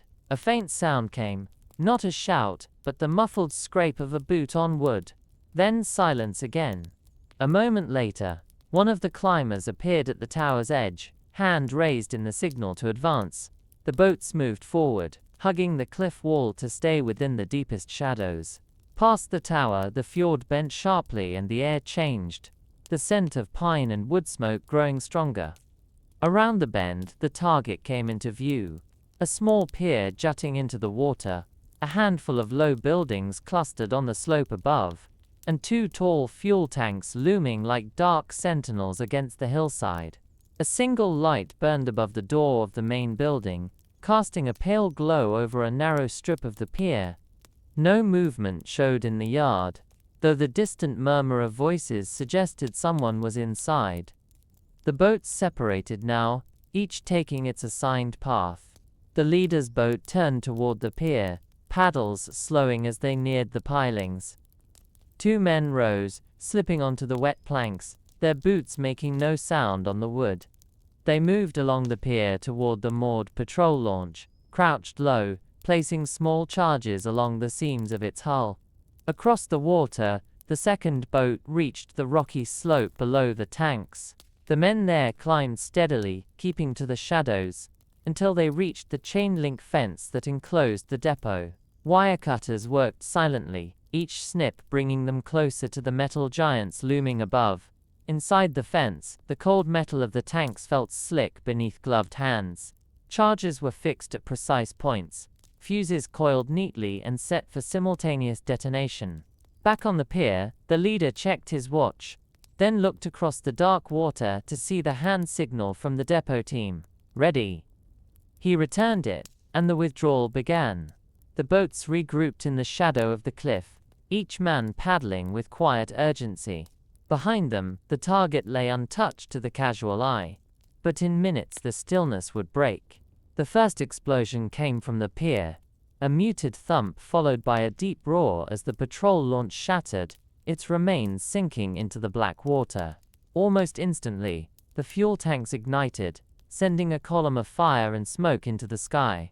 The cliffs caught the sound and hurled it back in echo after echo, masking the retreating boats. Shouts rose in the harbor, lights flared, and somewhere, a bell began to ring. But by then the commandos were already deep in the fjord's shadow, the firelight fading behind them as they paddled toward the open sea. The bend in the fjord shielded them from direct sight, but the glow from the burning tanks still painted the cliff tops in a faint shifting orange. The water ahead was darker, touched only by the cold reflection of the stars. The leader kept the pace steady, not too fast to create noise, not so slow as to waste the narrow window before enemy boats could be dispatched. Each man moved in near-perfect silence, their paddles slipping in and out of the water with the rhythm they had drilled countless times back in Scotland. Somewhere behind them, the echo of the explosion still rolled along the fjord, mingled now with the faint, erratic clang of an alarm bell. A sharp wind funneled down from the high ground, carrying with it the smell of burning fuel, strong enough to catch in the back of the throat. The first danger point came at a narrow stretch where the cliff walls closed in, forcing the boats to pass within a few yards of a wooden jetty used by local fishermen. It was deserted now, but the creak of a loose board, or the glint of moonlight on a wet oar blade could still give them away if anyone was watching from above. They hugged the cliff so tightly that their shoulders nearly brushed the stone, the boats gliding like shadows through the gap. Once past, the fjord began to widen, and with it came the faint whisper of surf from the open sea beyond. The leader glanced over his shoulder to check the second boat's position, catching the brief nod from its coxswain. Both craft were still on time, still aligned, still unseen. The next obstacle was the watchtower at the entrance, now unmanned thanks to the earlier climb, but still a point of exposure if reinforcements had been alerted. As they neared the tower's base, the leader signaled for a halt. The boats drifted, listening. Only the sigh of the wind through the pines reached them. A faint splash echoed far behind, something moving on the water, too distant yet to judge. The leader's jaw tightened. It could be debris from the explosion, or it could be the first patrol launch giving chase. He motioned them onward, paddles dipping again, the strokes longer now as they neared the mouth. The open sea lay ahead, a rolling black expanse flecked with pale streaks of foam. The swell was stronger here, lifting the boats gently before setting them down again. The mothership was somewhere beyond the headland, her engines silent, her hull a shadow against the horizon. The wind was stronger too, tugging at the paddles and numbing fingers that had been stiff for hours. Then the signal came, a brief, shuttered flash low on the water, invisible to anyone not looking directly for it. The boats adjusted course, aiming toward the invisible point in the darkness. The leader felt the tension ease just slightly in his chest. They had made it to the open water undetected, but the splash from behind came again, louder this time, and now it was joined by the faint throb of an engine. The sound was still far off, but growing. He gave a small hand motion, and the paddlers increased their stroke, keeping it smooth, despite the urgency. The sea opened wider around them, and then the black shape of the mothership rose into view, the low hum of her generators just audible over the water. Deckhands leaned out with lines ready, the quiet efficiency of men who had done this before. One by one the commandos climbed aboard, hauling their gear up after them. The boats were lifted quickly, water streaming from their hulls into the sea below. No one spoke until the last satchel was secured, and the lines were in. Only then did the leader glance back toward the fjord's dark mouth. Far away, a pale searchlight beam swept once across the cliffs, then again probing the shadows where the raid had come and gone. The ship's engines deepened, and she turned her bow toward the west, sliding away into the night before that light could ever find them. The ship's engines settled into a low, steady vibration as she pushed westward, the coastline falling away into the dark behind them. On deck, the cold wind came in steady gusts, carrying faint traces of smoke from the burning depot far astern. The commandos had moved below without lingering, the red-lit compartment filling again with the familiar quiet that followed a raid.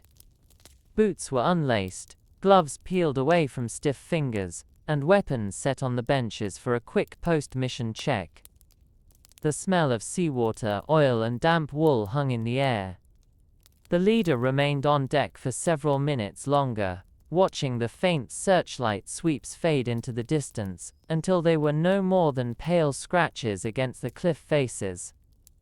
Only when he was certain no pursuit would close the gap did he descend into the warmth below.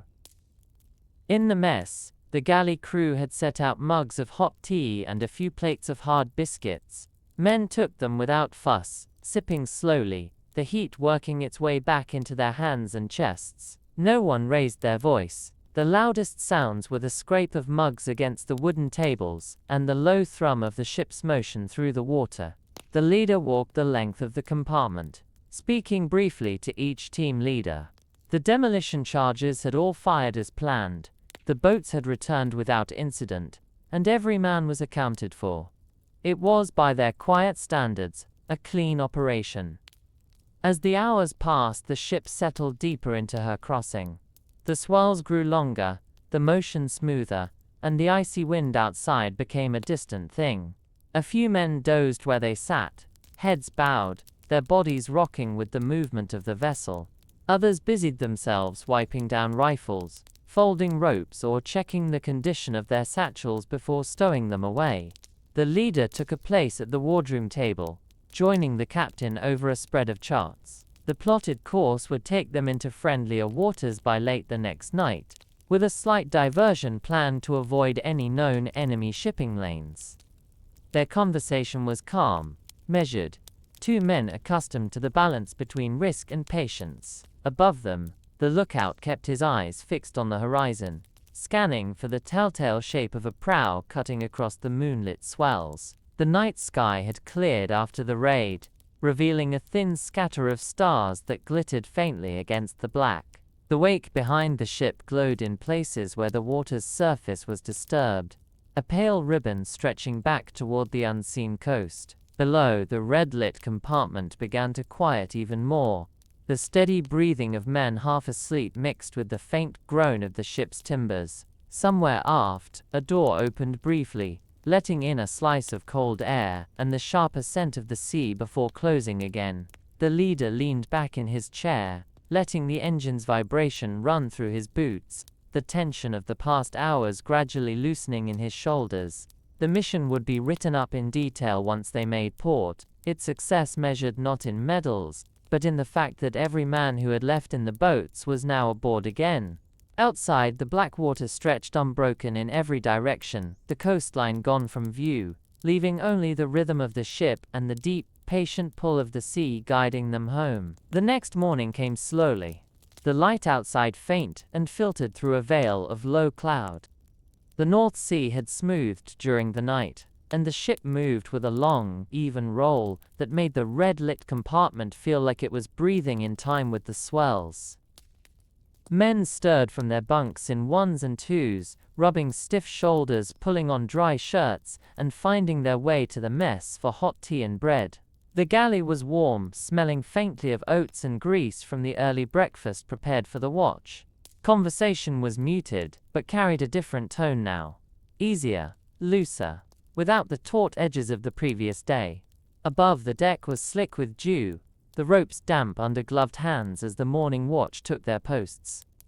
The leader made a slow round topside, exchanging quiet words with the lookout and the helmsman before stopping at the bow to scan the horizon. The water ahead was a dark steel gray, the clouds pressing low enough to touch the line where sky met sea. Nothing moved out there except the rhythmic lift and fall of the swells. Satisfied, he went below to the wardroom, where the captain was already marking their position on the chart. If the weather held and no enemy ships were sighted, they would make their approach to the British coast by the following evening. The rest of the morning was devoted to quiet maintenance. Weapons were cleaned again, gear reorganized, and the boats given a final inspection before being stowed for the last leg of the journey. In the troop compartment, a few men played cards at a small crate table, their low laughter a rare sound. Others wrote short letters, folding the paper carefully and tucking it into their breast pockets. Even at sea, the discipline of readiness remained. No one let themselves grow careless simply because the target lay behind them. Around midday, the ship's routine was briefly broken when a faint contact appeared on the horizon. The lookout called it down to the bridge, and the captain altered course by a few degrees to avoid any chance of crossing paths. Through binoculars, the shape resolved into a small merchant vessel moving slowly east. No markings gave away its origin, and the decision was made to keep distance until it vanished behind the curve of the sea. The incident passed without further concern, but it was a reminder that the waters here were never truly empty. In the afternoon, the clouds lifted slightly, and a weak sunlight spread across the deck, turning the wet planks a brighter shade of brown. Some of the men came topside for air, standing in small groups with mugs in hand, faces turned toward the pale light. The wind carried a cleaner smell now, the faintest trace of land hidden in its currents. The leader joined them for a while, speaking little, simply sharing in the momentary calm. Below deck, preparations for docking began. Kits were packed for easy unloading, ropes coiled and stored, and the final mission log drafted at the wardroom table. The leader reviewed it line by line, ensuring that every detail, from the timing of the explosions to the exact position of the boats during exfiltration, was recorded. It was a habit born not of bureaucracy, but of the belief that one day, these records might be used to refine tactics or to train others who would make the same dangerous journey. Evening settled slowly over the ship, the last light of day dissolving into a long stretch of twilight. The men ate dinner in the mess, the sound of cutlery and quiet talk filling the warm space. Outside, the sea had gone darker, the horizon fading into the cloud-heavy sky. The leader made one last walk around the deck before turning in. Far to the west, a faint flicker marked a lighthouse beam, a sign that the coast was out there, waiting. Tomorrow they would dock, unload and rest. But for tonight, they sailed on through the dark, carried by the steady heartbeat of the engines, and the silent satisfaction of a mission well done. By the time the first pale streaks of dawn touched the horizon, the coast was already a smudge of darker gray against the water. It was still hours away, but the sight of land, even as a faint outline, shifted the ship's mood. Men began to move with more purpose, stowing personal kit, folding blankets, and giving their boots a last coat of polish. The air in the troop compartment carried the scent of damp wool, oiled metal and strong tea being poured in the galley.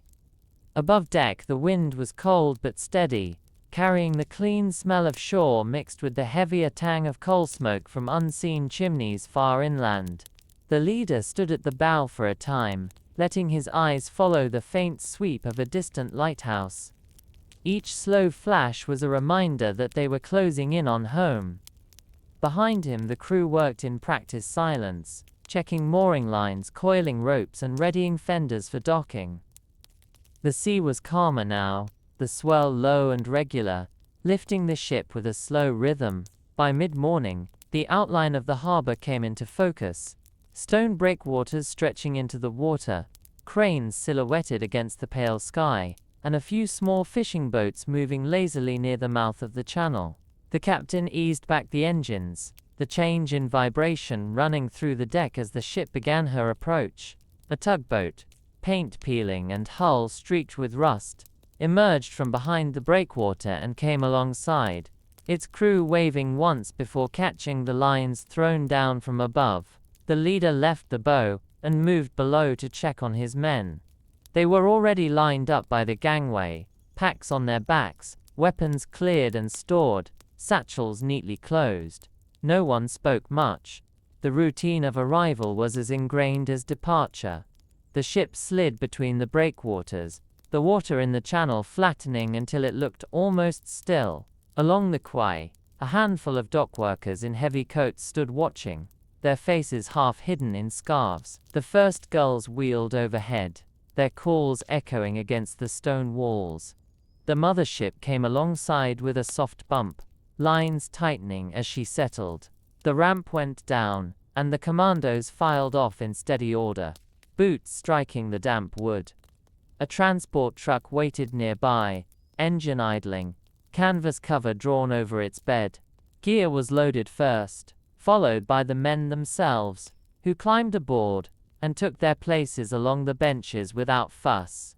The ride from the dock to the base passed through narrow streets lined with brick buildings, their windows reflecting the weak sunlight. A few civilians glanced at the truck as it passed, some offering small nods, others turning quickly back to their errands. The leader sat near the back, watching the streets slip away until the truck turned out onto the open road. The countryside rolled past in muted winter colors. Fields edged with bare hedgerows, farmhouses crouched low against the wind, and occasional stands of leafless trees that cast long shadows over the frost-tipped grass. When the base gates came into view, the guard stepped forward to check their arrival against the roster, then waved them through. Inside, the familiar smells of coal smoke and wet earth greeted them. The truck halted near the barracks, and the men unloaded their kit before heading inside. In the mess, the stoves burned hot, and tables were set with bread, cheese, and steaming mugs. The leader joined his men for the first real pause since the mission began, sitting with them at the long table as they ate. Outside, the wind rattled the windows, but the walls held the warmth in. Soon enough there would be reports to file and gear to prepare for whatever came next, but for now they were home, together, intact, and with another operation behind them. The Norwegian coast was far away again, tucked back into the shadows where it had been before their arrival. And for a brief stretch of hours, the only sound that mattered was the quiet scrape of plates, and the low murmur of familiar voices in the shelter of their own barracks. The first day back on base after a raid always carried a particular stillness, as if the walls themselves absorbed the relief of return. Outside, the winter sky hung low and pale, the air damp but calm. Inside the barracks, boots were lined neatly by the door, coats hung in orderly rows, and the long tables of the mess bore the remnants of breakfast. Empty mugs, crumbs of bread, and the faint aroma of porridge still hanging in the warm air. The men moved at an unhurried pace, tending to their own gear, or simply sitting with a newspaper or letter in hand. In the stores building, the quartermaster oversaw the slow process of turning in and inspecting equipment. Each rifle was handed over, its serial number called out and recorded before disappearing into the racks for cleaning. Webbing was hung on hooks, packs emptied for airing, and ropes uncoiled to dry. The demolition gear had already been locked away in the secure section, the explosive sergeant noting every item's condition with a meticulous eye. Mid-morning brought the debrief. The leader assembled his men in the small briefing room, the heavy curtains drawn against the weak daylight. A map of the target fjord was tacked to the wall, alongside a rough sketch of the harbor made from memory. The discussion was calm and methodical. Timings were compared to the plan, movements retraced, and small details noted for improvement. A quieter way to cut wire, a better position for the covering boat, the reminder to watch the swell's rhythm when approaching a narrow jetty. Every man spoke at least once, whether to offer an observation or to answer a question. When it was done, the leader summarized. Target destroyed, no casualties, extraction on time. It was the kind of report that would read cleanly on paper, but was built on the invisible weight of discipline, patience, and skill. After the meeting, the men dispersed to their own corners of the base. Some went to the small gym, working out the stiffness of days at sea. Others took advantage of the brief dry spell to walk the perimeter, boots crunching on the gravel path. In the mess, a few stayed by the stove, reading or quietly playing cards. The leader spent part of the afternoon in the intelligence office, going over new reports with the operations staff. The next missions were already being considered. Stretches of coastline marked with pins, notes from Norwegian contacts, aerial photographs that revealed shapes of warehouses or fuel depots against the snow. Planning never truly stopped. It simply shifted focus. Outside, the weather changed by late afternoon, a soft rain beginning to fall and blurring the outlines of the buildings through the windows. The light faded early, and by the time the lamps were lit along the paths, the base felt sealed off from the world beyond its fences. Evening in the barracks brought its own rhythm. Boots and coats were left to dry near the stove, mugs of tea passed around, and the sound of rain on the roof blending with the low murmur of conversation. A few men wrote letters home, the scratch of pens on paper mixing with the occasional chuckle from the card table. The leader made his usual quiet rounds before turning in, stopping at each group for a brief word. He didn't need to talk about the raid. They all knew it had gone well, but his presence was a reminder that he carried the responsibility for every man in the room. Outside, the rain thickened, drumming softly on the tin roofs, while beyond the base the sea rolled on unseen, its dark waters already hiding the memory of another mission completed in the cold, secret hours of night. The next morning began with a thin frost across the yard, the kind that crunched faintly under boots and turned the grass a pale silver, until the sun crept high enough to melt it away. The air was crisp but still, carrying the faint smell of the sea even here, several miles inland. The base moved at its usual peacetime rhythm, a mix of routine drills, equipment checks, and quiet conversation between men who had long since learned to fill the hours between missions without wasting them. In the mess hall, breakfast was simple: porridge thick enough to stand a spoon in, dark bread with butter, and mugs of tea strong enough to cut through the morning chill. The leader took his place among his men, not at the head table but in the middle, where talk could flow more easily. Conversation stayed away from Norway. Instead, it turned to football scores, letters from home, and the way the frost made the yard look almost peaceful. Afterward, the men broke off into smaller groups for their daily tasks. In the boat sheds, a team worked over one of the small craft, damaged slightly during its last recovery. They planed the splintered edge of a gunwale, resealed seams with hot pitch, and tested the balance in the calm water of the inlet beside the base. The smell of tarred rope and wood shavings filled the shed. In the armory, rifles were inspected yet again, the smooth click of bolts, and the occasional sharp snap of a magazine spring punctuating the quiet. Down in the stores, webbing and waterproof satchels were hung on racks, drying from a light wipe down. The leader spent part of the morning in the intelligence room, poring over a fresh batch of reconnaissance photographs. These showed a different part of the Norwegian coast. A cluster of low buildings near the mouth of a fjord, half hidden by a curve in the land. A note from a resistance contact suggested it was being used as a relay station for coastal patrols. Nothing was certain yet, but it was exactly the kind of installation that might become their business in the coming weeks. By midday the frost had gone, replaced by a thin drizzle that pattered softly on the barracks windows. Inside, the warmth made the air heavy, with the smell of wool drying near the stoves.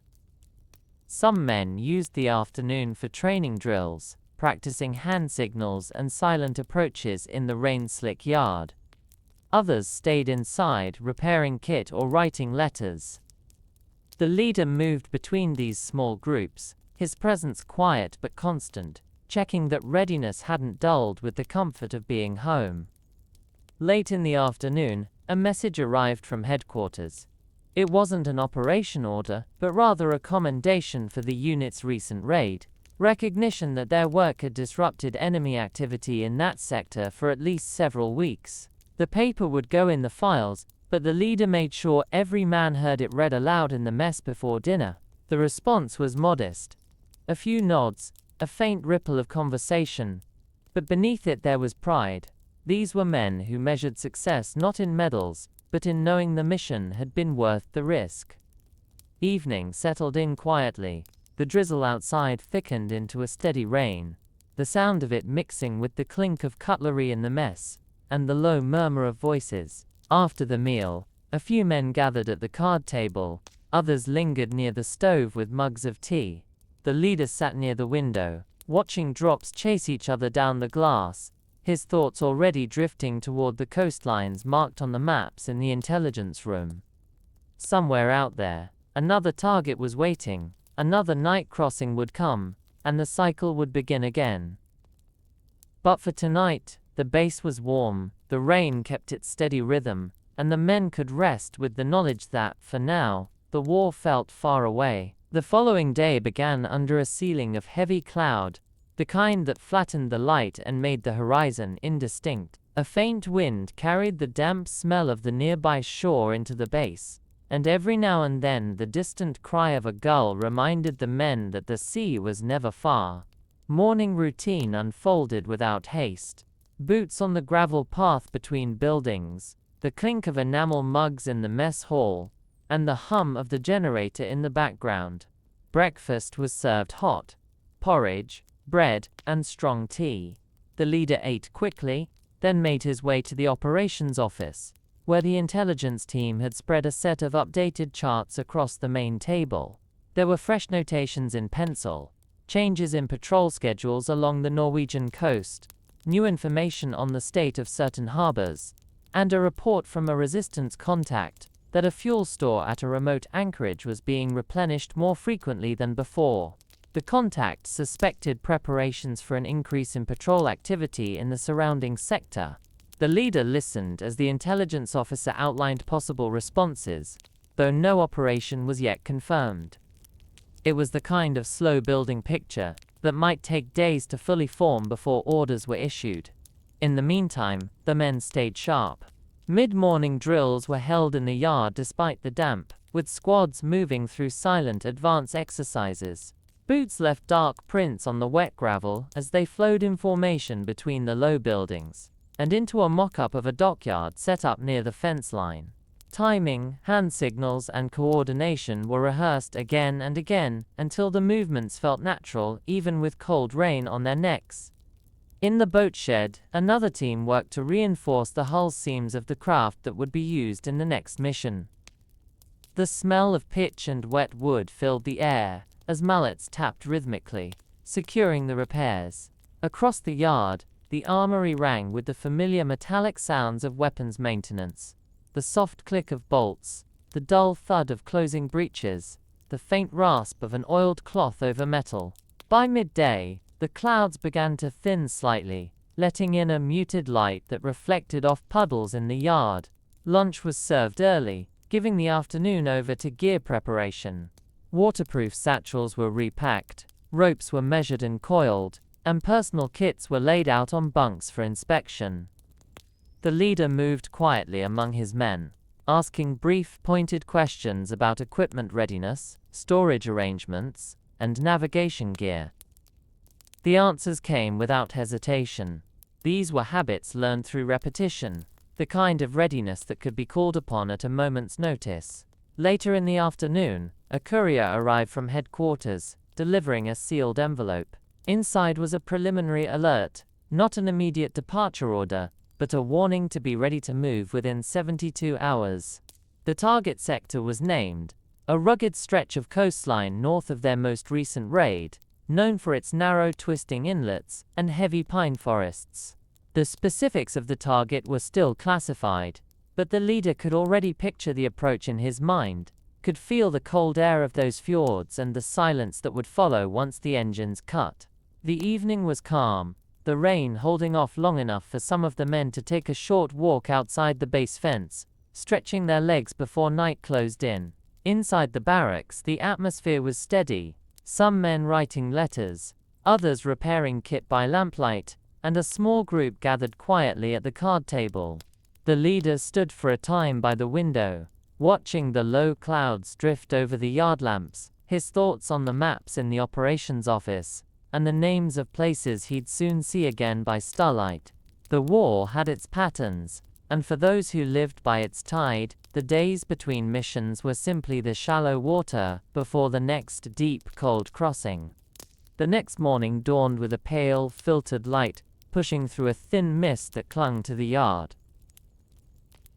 The frost from the night before had melted into small rivulets running along the edges of the gravel paths, leaving dark, damp streaks under the men's boots as they made their way to the mess. The smell of tea and baking bread drifted out into the cold, drawing the slower risers from their bunks. The leader ate quickly, mind already on the operations office, where the latest weather reports would be arriving. By the time he stepped inside, the charts were unrolled across the table, marked with notes in neat pencil: wind direction, projected swells, cloud cover. The forecast was promising: low wind, light seas, and a ceiling of cloud that would keep the nights darker. It was the kind of window they were trained to recognize and use. A courier from headquarters arrived mid-morning, carrying the final target details in a sealed envelope. Inside, the plan was laid out with the usual precision. A small supply dock in a narrow cove, used to offload fuel and munitions for coastal patrols. The dock was guarded by a pair of sentry posts and a light machine gun position on the bluff above. But the real obstacle was the approach, a winding inlet no wider than 30 yards in places, with rocky outcrops jutting into the water like the teeth of a saw. The leader studied the chart in silence for several minutes before nodding once and passing it back. Preparations shifted into high gear. In the boat sheds, hulls were inspected inch by inch, seams resealed, and paddles checked for balance. Each rope was measured and coiled, each satchel waterproofed and labeled. The armory became a steady rhythm of motion. Rifles cleaned and oiled, pistols checked, knives sharpened to a fine edge. The demolition team laid out their charges on the long table, fuses cut and tested, timers set for the precise delay needed to ensure both teams could withdraw before detonation. Midday brought a break for lunch, but the air in the mess was quieter than usual. The men talked in short bursts, their minds already on the night ahead. By mid-afternoon, personal kits were packed and stored by the door, ready to be lifted into the transport trucks at a moment's notice. The leader walked through the barracks slowly, stopping to check a strap here, adjust a coil of rope there. He offered no long speeches, only a nod or a short phrase of acknowledgement. These men didn't need stirring words, they needed only to know that every piece was in place. As the light began to fade, the final brief was held in the operations office. The plan was reviewed once more.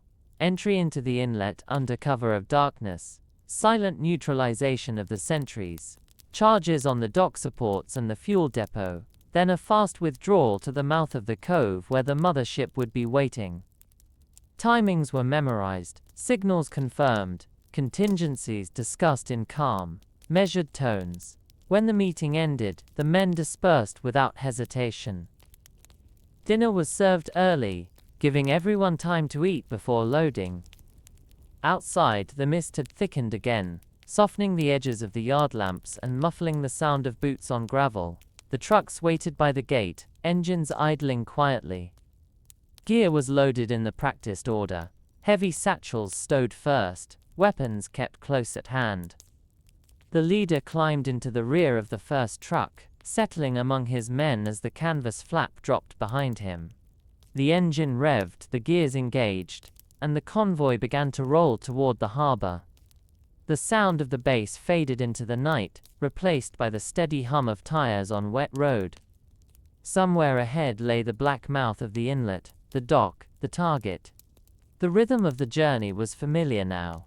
the calm before the cold, silent hours when the real work began. The convoy reached the harbor under a lid of mist that turned every lamp into a soft halo and hid the outlines of cranes and stacked nets, and the mothership waited with her sides darkened and her crew already at stations, so the transfer from truck to deck felt like stepping from one quiet rhythm into another. The men passing satchels hand to hand, setting boats into their cradles, and moving below in that practiced hush that made the whole vessel seem to exhale, as the engines engaged, and the keys slid backward into grey.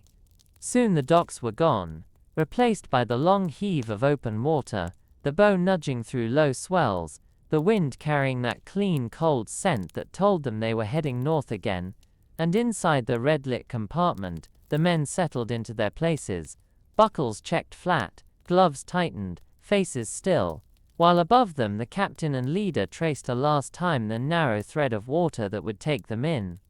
A twisting inlet with rocks set like stepping stones under the surface, and a light machine gun post on the bluff that could command the dock if fully awake, which was why timing darkness and a clipped, quiet approach were not just best practice but the line between success and noise.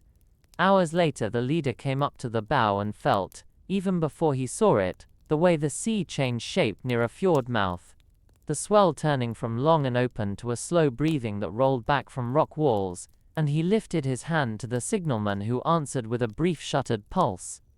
Ready. So the small boats went over the side one at a time, hulls kissing the water in near silence, men climbing down, and the inlet pinched early, 30 yards wide at most, and the leader set the tempo by feel rather than count, a stroke long enough to take them forward, short enough to hide sound within the faint lick of ripples against stone, and when the first obstacle showed, a sleeved cable stretched near the surface to catch drift and floating debris. The second boat nosed ahead as planned, 2 men reaching down with shears wrapped in cloth to dull any ring of metal, easing the cable down, clipping, and letting it settle without splash before passing the ends under a rock. Beyond that pinch the water opened only to fold again, and above the next bend the bluff cut a clean edge against the faint sky, the post somewhere there with its weapon, and a sentry who, if he leaned in the right moment, might hear a paddle blade catch or a boot sole scuff, so the boats drifted by breath alone through that corner, and gathered in the deeper shadow of a pine-clad slope where the land stepped down to a narrow shelf which was their landing. Boots touched stone, low and careful, and the teams divided without talk, the pier party slipping up on the slope. The air held a soft resin scent, and the damp quiet that comes before snow, and the path led them to the chain-link fence that ringed the fuel yard, where cutters worked by feel, and the wire parted with a breath of tension, opened just enough to pass a man and a satchel, then closed again with the ends hooked, so the brake would lie flat. Charges were set at the base of each tank, not great bundles, but small precise weights at points that would speak to the riveted seams, fuses coiled and tagged by touch, and a final check with a hooded glimmer to confirm no coil lay crossed, the light tucked away again before its glow could wander. Down by the dock, the water smelled of tar and wet timber, and the patrol launch at its mooring lay with a slack line that rose and fell a finger's width with each small lap, the pier team placing their charges along the inner face where the blast would be muffled, and the timbers would breathe inward. Timers set to the same minute as the tanks to keep the night to a single thunder, rather than a ragged chorus. The sentry pattern at the bluff resolved itself in soft hints. A footfall once, then quiet, then a short cough carried thinly across, and the covering pair shifted a pace to watch the stare that climbed from dock to post, palms on rail to catch any tremor that signaled movement, while the leader checked his watch, felt the second hand sweep its shore circle, and made the small motion that meant withdraw. The path to water always feels longer on the way out, but this one held steady, the pier team rolling their shoulders low, and moving in the shelter of stacked crates, the tank party threading through the fence gap, and down the goat path with care not to dislodge little stone.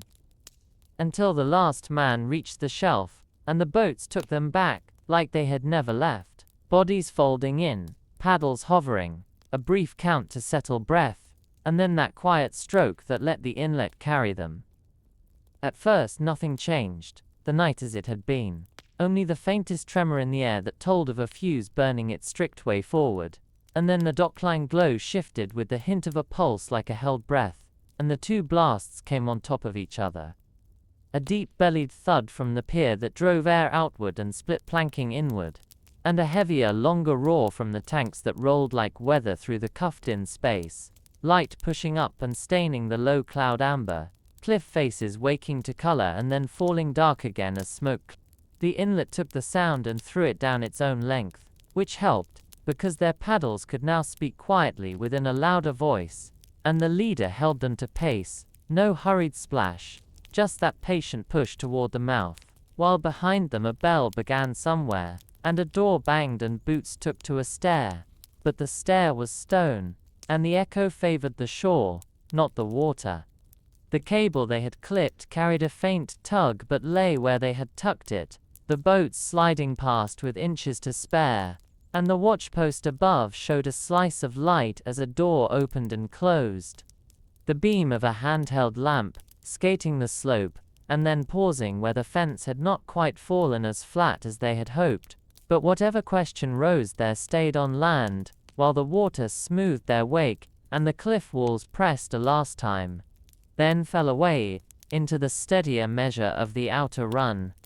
Out here, a faint swell lifted the bows and set them down again with a softness that hid all sound, and the mothership's signal, short-shuttered and low, touched the dark ahead like a fingertip on glass, so they angled for it, the leader counting silently the seconds between lift and fall to keep rhythm true, and in that count, he let the last images pass through him and away, the cable's thin gleam under his hands.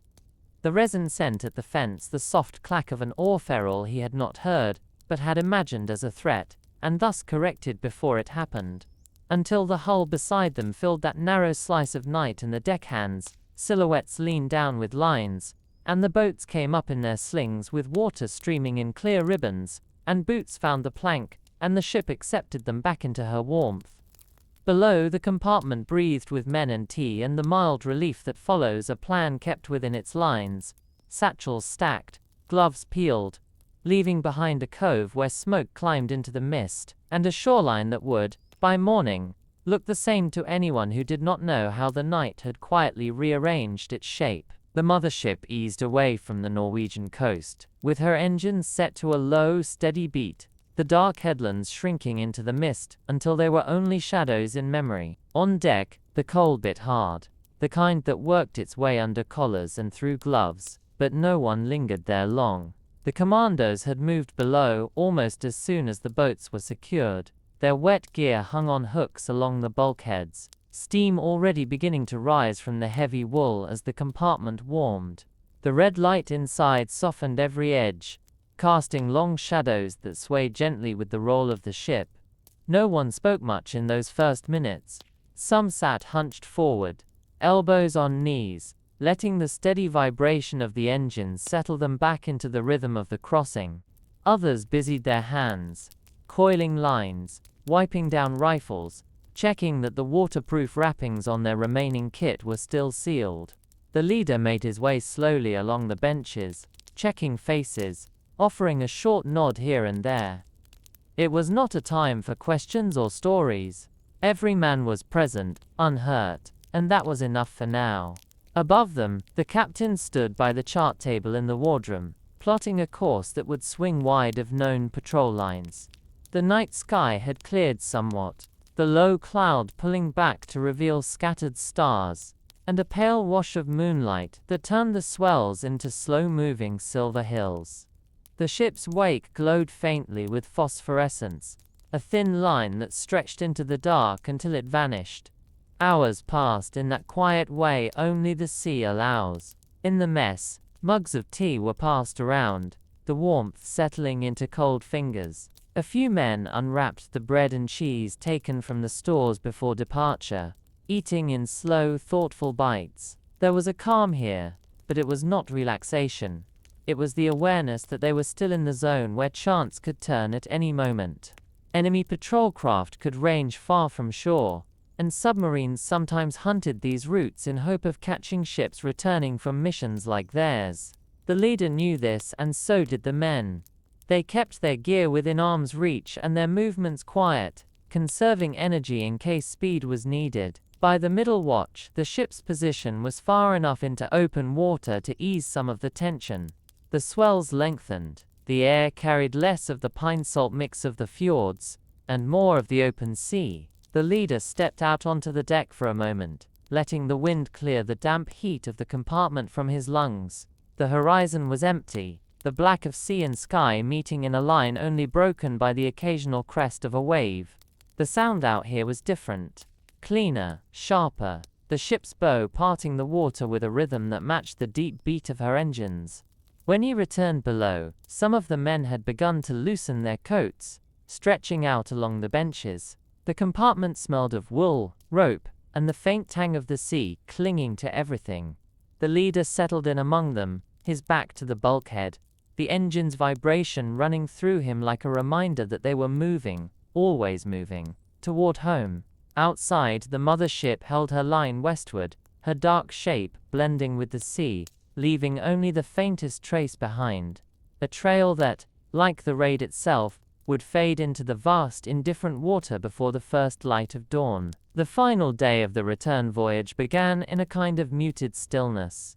The kind that told every man aboard that the coast was near but not yet in sight. The sea had settled overnight into long, smooth swells, and the mothership rode them easily, her bow lifting and falling in a slow rhythm that seemed to carry the hours forward. Down in the troop compartment, the red light still glowed faintly over men stirring from sleep, rolling up blankets and securing their remaining kit. The smell of tea brewing in the mess drifted in, mingling with the salt-damp air that clung to everything on board. The leader was already on deck by the time the first pale light showed in the east. The wind was cold but steady, carrying with it the faintest scent of land. Coal smoke from some unseen village, the kind of smell that was as unmistakable to a sailor as the sound of his own boots on a familiar dock. He stood at the bow for a long moment, scanning the horizon, until the faint silhouette of the British coast began to take shape, a thin, dark line against the brightening sky. The captain joined him briefly, the two men exchanging a few quiet words before the leader returned below to ready his men. The routine for arrival was as ingrained as any drill. Weapons were checked one last time, bolts cleared and oiled before being locked in their cases. Waterproof satchels were inspected to ensure nothing had been left behind. Personal gear was rolled and stowed, boots polished, despite the sea journey, uniforms straightened. In the mess, breakfast was served in shifts, thick porridge, bread and mugs of hot tea. And the talk at the tables was light, touching on leave dates, letters waiting at base, and the small comforts of land. By mid-morning, the coastline had grown into visible cliffs and fields, with the faint dots of houses scattered along the shore. The harbor entrance came into view, guarded by stone piers that reached out into the water, like arms to guide the ship in. A tug was already making its way toward them, its black hull low in the water, crew ready with lines. The engines eased back, and the ship's speed dropped to a crawl. On deck, the Commandos stood ready, their gear stacked neatly nearby. The leader walked the line, meeting each man's eye in turn, a silent acknowledgement of what they had done together. The tug drew alongside, lines were passed, and the mothership began her slow turn toward the quay. The harbor was busy with the quiet industry of wartime. Fishing boats unloading catches, cranes lifting crates from merchant ships, dockhands moving quickly between piles of supplies. As the ship came alongside, the gangway was lowered, and the men began to disembark in steady order. Boots met the worn timbers of the pier, the smell of wet rope and tar rising up with each step. A transport truck waited nearby, its canvas cover drawn tight against the chill.